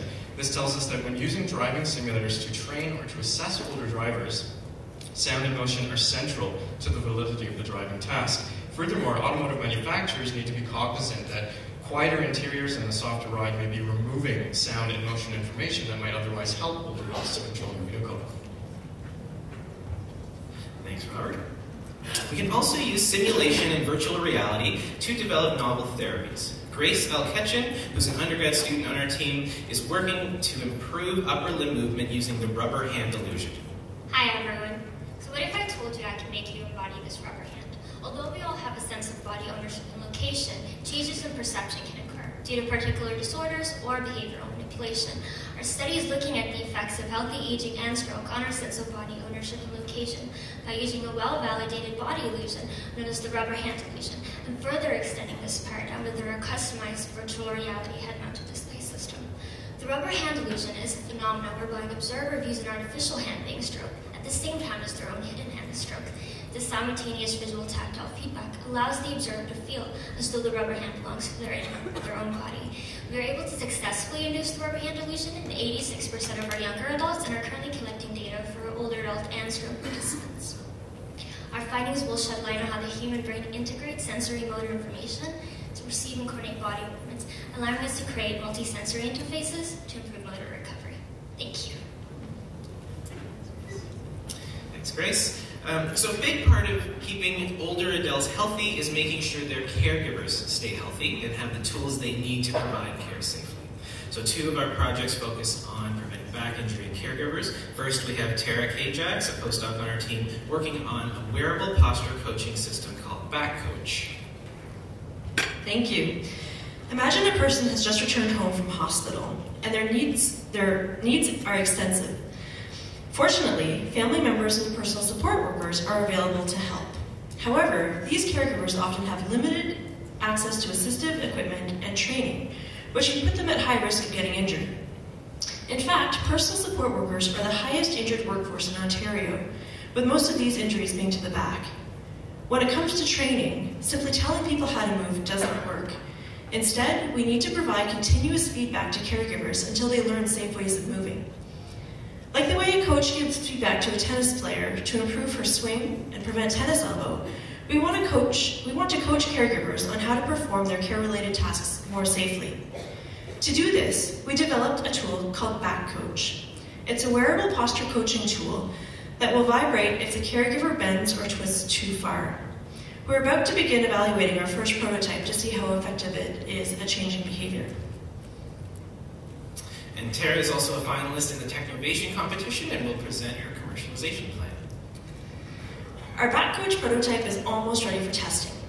We plan to develop a business case that shows its cost effectiveness with respect to injury reduction in caregivers. To achieve this, we are working with a number of care organizations, including St. Elizabeth, VHA, and Closing the Gap. We're also working with Shimmer, a well-established company who manufactures the inertial motion sensors that we're using. They have committed $100,000 in kind to commercialize our final product, which will be added to their suite of ergonomic and sport performance tools. Indeed, we anticipate that our tool will be used in a breadth of industries upon completion. Back Coach will also become one of many tools promoted by our team of experts in back injury prevention. Other tools include our website at preventbackinjury.org and our Safe Back app that won the Technovation Award last year. Through our experience, expertise, and partner organizations, our team is uniquely qualified to make a substantial impact on injury prevention using Back Coach. Thanks, Tara. Next is Ali Parahu, a master's candidate on our team, who's developing a portable motion capture system. Thank you. We all know that the elderly population in Canada is rising. We also know that this is putting a lot of pressure on the healthcare system. So treating seniors at home will save the government a lot of money. It is clear, therefore, that caregivers will be working more and more in the home environment in the future.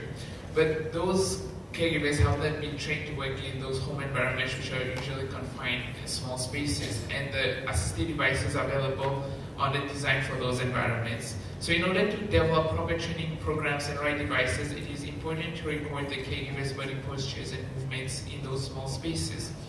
So to do that, we use motion capture systems. Current motion capture systems on the market are too expensive and too bulky to be used in the home environment. The Microsoft Kinect, however, which is a $100 gaming accessory for the Xbox console, allow for a cheaper and more flexible motion capture system. So I'll be designing and developing a mobile motion capture system that uses the Microsoft Kinect that will allow data collection on caregivers in the confined spaces of the home environment. Thank you. Thanks, Celine. As much as we want to continue living at home, there are times when we will have to go into the hospital. And unfortunately, 1 in 10 of us that go into the hospital in North America will contract a bug that we didn't have when we went in. And so preventing the spread of Ebola has been in the news a lot lately. Well, 100,000 people in North America die each year because of a host of other bugs that they pick up in hospitals. Half of these can be prevented with better hand washing. Steve Pong, who's an industrial engineer on our team and recently became a PhD candidate, will be describing the rollout of a hand hygiene prompting system to fight this problem. With better hand hygiene practices in hospitals, the number of infections and amount of antibiotics being prescribed can be reduced, the development of superbugs can be slowed, and hundreds of millions of healthcare dollars can be saved every year. These are the goals of our hand hygiene prompting system. Now, in previous studies, we've already shown that real-time feedback and prompting can more than double hand hygiene performance. We've also shown that systems that rely simply on counting hand wash events or only generating reports have no effect at all. Now, we've just begun installing our system in 10 hospital units as part of a quality improvement project. Almost 1,000 staff are going to be required to participate and will take part in millions of hand hygiene events. By the end, we will have a clear understanding of how our system performs across different unit types and disciplines, and will have completed the largest deployment of any hand hygiene system to date. Steve is also a finalist in the Technovation competition and will now describe his commercialization plan. In the coming year, with funding from private investors, we will launch a startup company to commercialize our hand hygiene system. These funds will also be used to implement improvements based on the feedback and our experience on the current quality improvement project. The system will be sold using a subscription-based model requiring no upfront hardware purchase.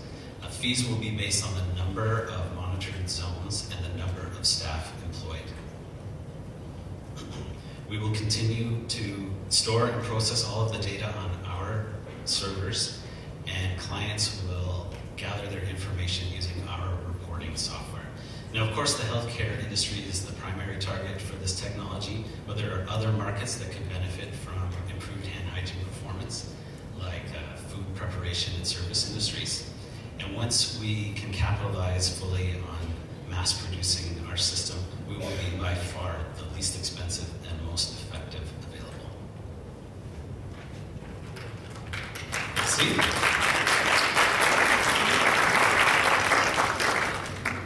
Now, our team's always on the lookout for creative ways of identifying important needs, developing, evaluating prototype solutions, and the most important kind of Jedi mind trick of actually translating that solution to the end user.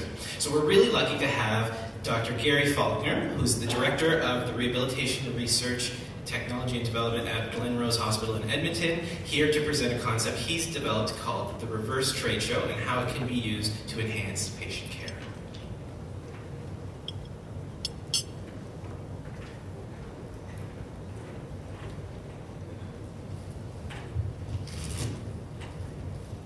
Thank you very much. The glove gripper that I just used to hold this microphone was developed from an idea that some of our physical therapists at the Glen Rose had. many ideas like this one never see the light of day because what happens is they're busy. They don't have the expertise to take those ideas and make them into products. Well, we want to help with that process. And so what we've done is institute a way to connect the physical therapists and the clinicians with the innovation community. The concept is to use a reverse trade show. The reverse trade show bridges the gap and allows those clinical people with their clinical challenges to meet and interact with the innovation community and to take the idea of clinical challenges and turn them into commercial products. Thank you very much, and I hope I'm not keeping you from your lunch. And thank you, Jeff, for having me come. Let's thank all of the presenters for the technology.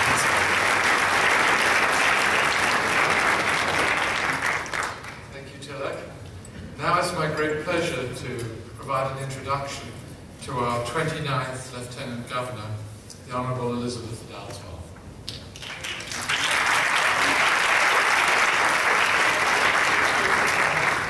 Her Honour asked me to be brief, and so I will be brief. But one of the areas I underlined is that she's an accomplished civil servant. Despite that, you're very welcome, Your Honour, with many other accomplished civil servants in the audience. She's passionately devoted to the advancement of humanity and is deeply concerned with the environment. She was, for many years, the Under-Secretary General of the United Nations, and profoundly shaped her worldview and continues to inform her thinking. Interestingly, her topic, her theme for her Honour's mandate is going to be Ontario in the world. And Your Honour, this morning we announced that we are now the #1 rehabilitation research centre in the world. And we did that because we wanted to be bold and not egotistical, not arrogant. We wanted to generate pride because we think that generating pride in our organisation will pay dividends for all of our members of our organisation, all the patients and all the clinicians who work there. And through that, we hope to have a big impact in the world.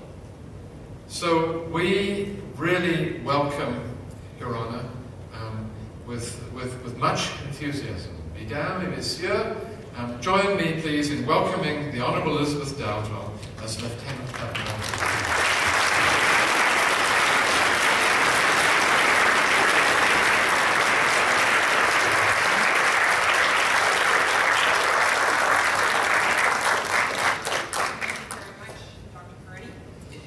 It's a real pleasure to be here, and I'm feeling an immense challenge to speak in 1 minute.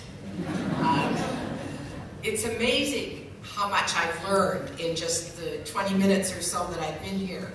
On the one hand, you've totally frightened me to death when you've talked about fluid retention, shrinkage of my brain, things like that.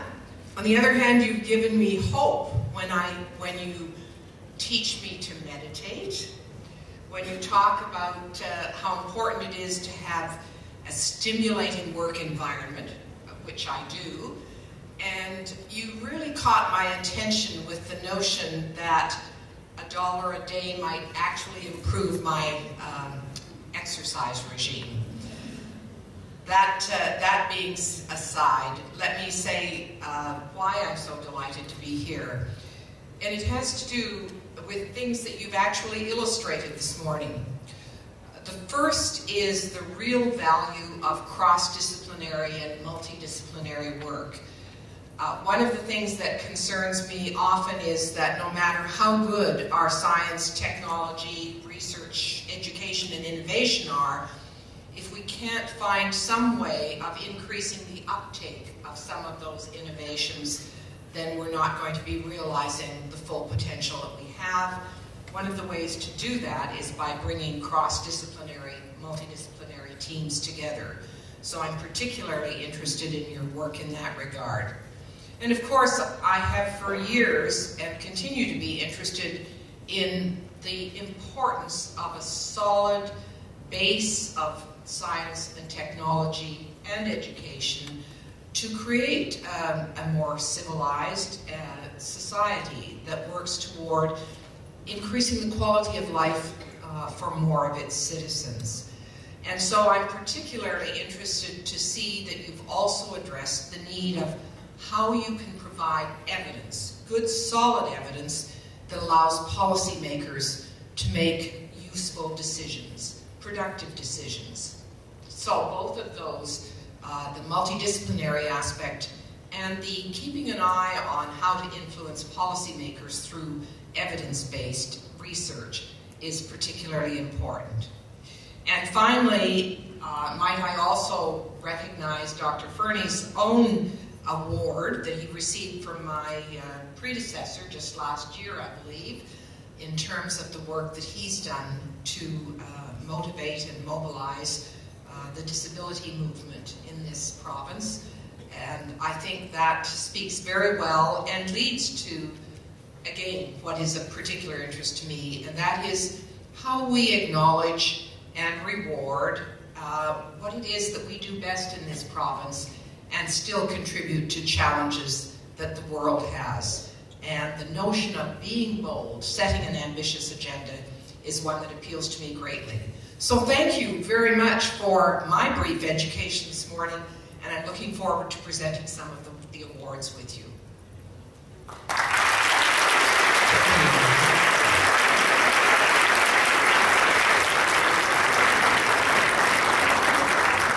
So we've got to get through the mechanics of these awards, which is always a little difficult because we want to take lots of photographs for mums and dads, and we want everyone involved. Let's start off, first of all, with the team awards. The team awards are given, they're selected usually by the team leader, but I suspect there's somewhat of a democratic process involved as well, the various different mechanisms. Bridget's going to come to the stage and help me go through them. But the team awards are presented to the graduate student or postdoctoral fellow, or is it just graduate student? Graduate student, that's right. The graduate student who has contributed the most to the team. That is not just meaning excellence in their own research, but that means helping out with other students, helping out in the activities generally of the team. These are quite significant awards. They're worth a lot of money, so you can ask them to pay the bill when you go out to dinner afterwards. And we're going to start with the award for ABI and Society, Wayne Q. And I'm going to keep the pattern going here. So Bridget is going to present the certificate, and then Her Honour is going to shake your hand. I hope you've used hand hygiene.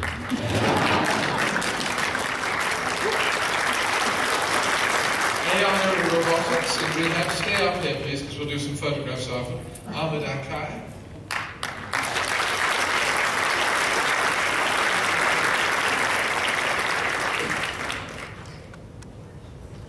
Brain discovery and recovery, Alex Terpstra.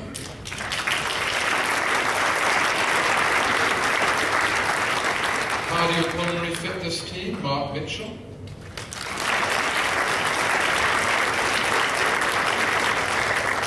Communication team, Sing Tung Lao.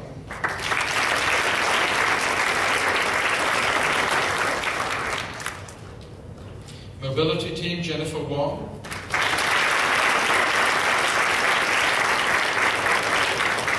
Neural engineering and therapeutics, there are two. Catherine Atwell can't be here, but Martha Garcia is here.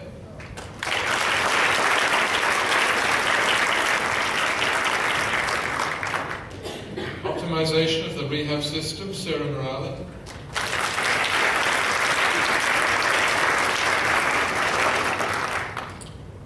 Swallowing science, Carly Barban.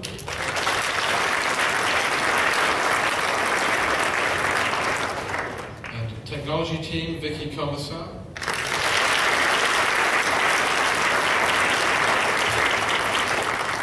Now, I'm going to ask you all to stay on the stage. We're now going to present the other awards, and then we're going to have one grand photographic session at the end with everyone involved.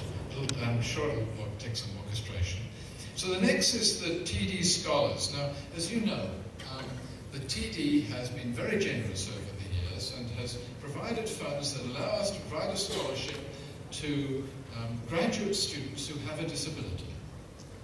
This is not an easy scholarship to get, I can tell you. It's not because you have the disability that you get the scholarship. On the contrary, these are very high-performing students. But it's a means of leveling the playing field a little, Your Honour. It's a means of being sure that they get all the opportunities possible, that they get the assistance that they need to make up any challenge that they have so they can be competitive. It's been remarkably successful, and I can tell you that, as you well know, getting an undergraduate degree with a disability is tough enough. Getting a graduate degree with a disability, just getting and coping with the hours and hours of work and to and fro is tough. So these are all absolutely fabulous people, and we'll begin with Andrea Cusack.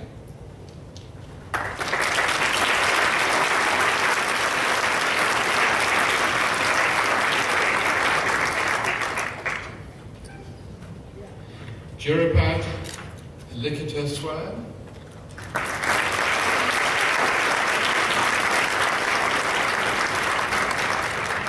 Stefania Morrow.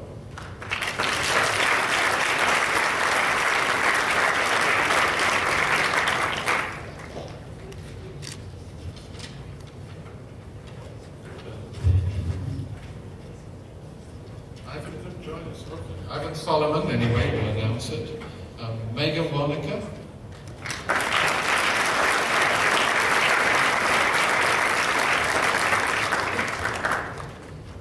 And Robert will join us. Here we come. Robert. Robert Shaw.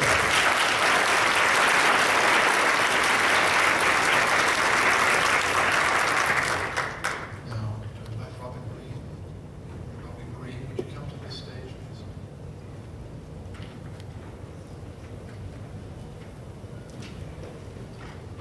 Dr. Green will just quickly introduce the Joel verdict.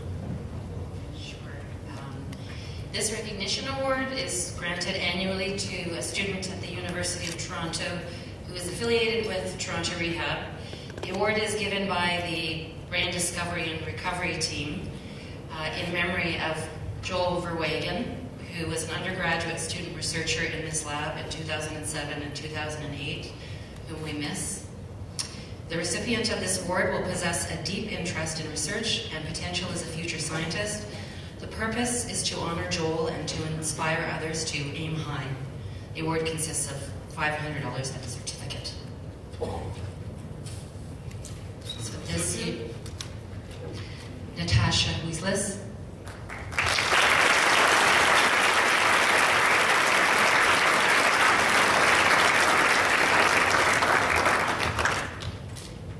Thank you. Mrs. Halsey is in the room. Would you come to the stage, please? Now, Pamela Halsey, I'm not sure whether she'll share her personal story to you, but I'm going to try and see if she'll share a little bit of it. But she's highly motivated to support technologies that help caregivers at home. Good morning. In 2010, my husband was diagnosed with cancer.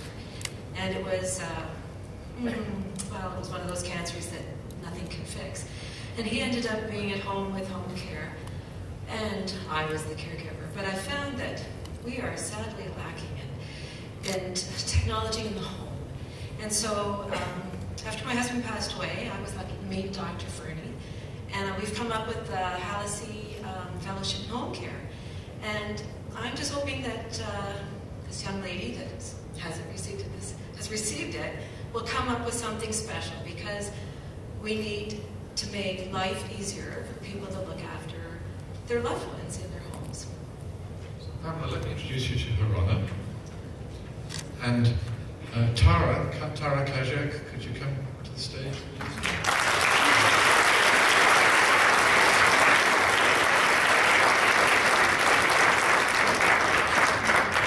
Now I'm going to invite two very dear friends of mine, and of all of ours, Mark and Sarah Rochon, to the stage.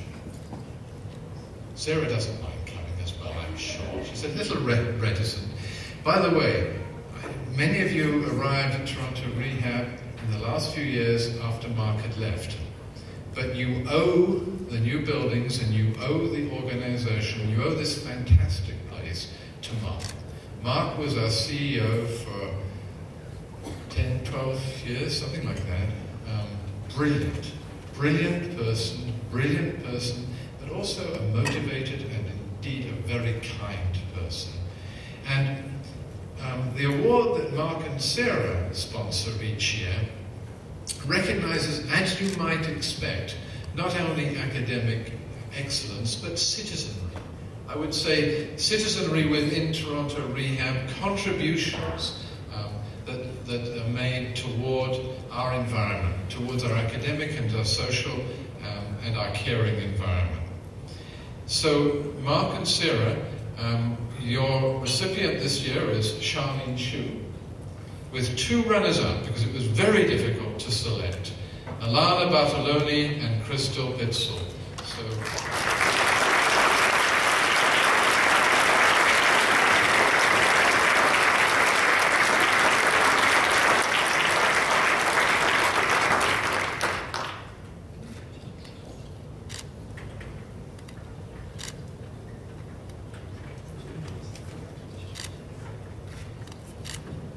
And Mark and Sarah, can I invite you to come and introduce yourselves to the Lieutenant Governor?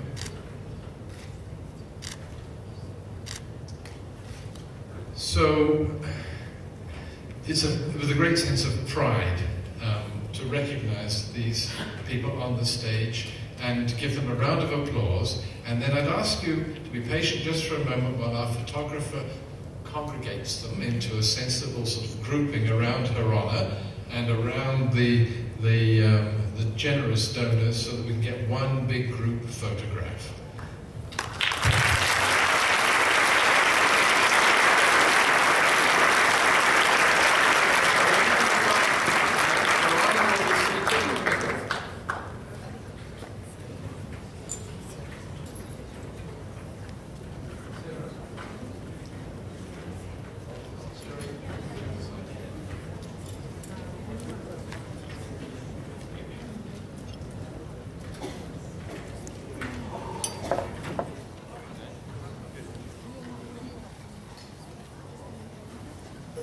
And Mark,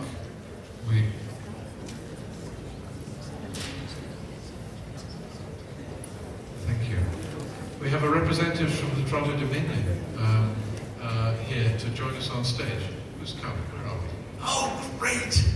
You know, I look forward to that every year. Oh, well, yes, Mr. Butler, yes. So, thank you. And who is it from TD? Anita. Great, thank you. So, Anita, you come and sit here. I'll come and sit here.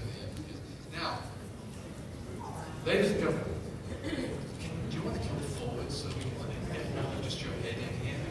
Come in here. Front row.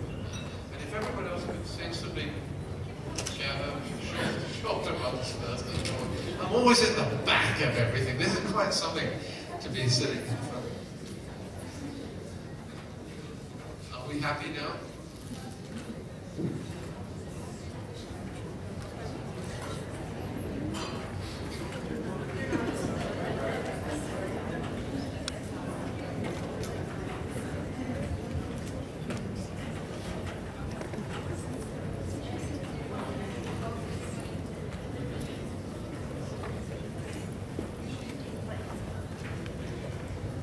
Okay, so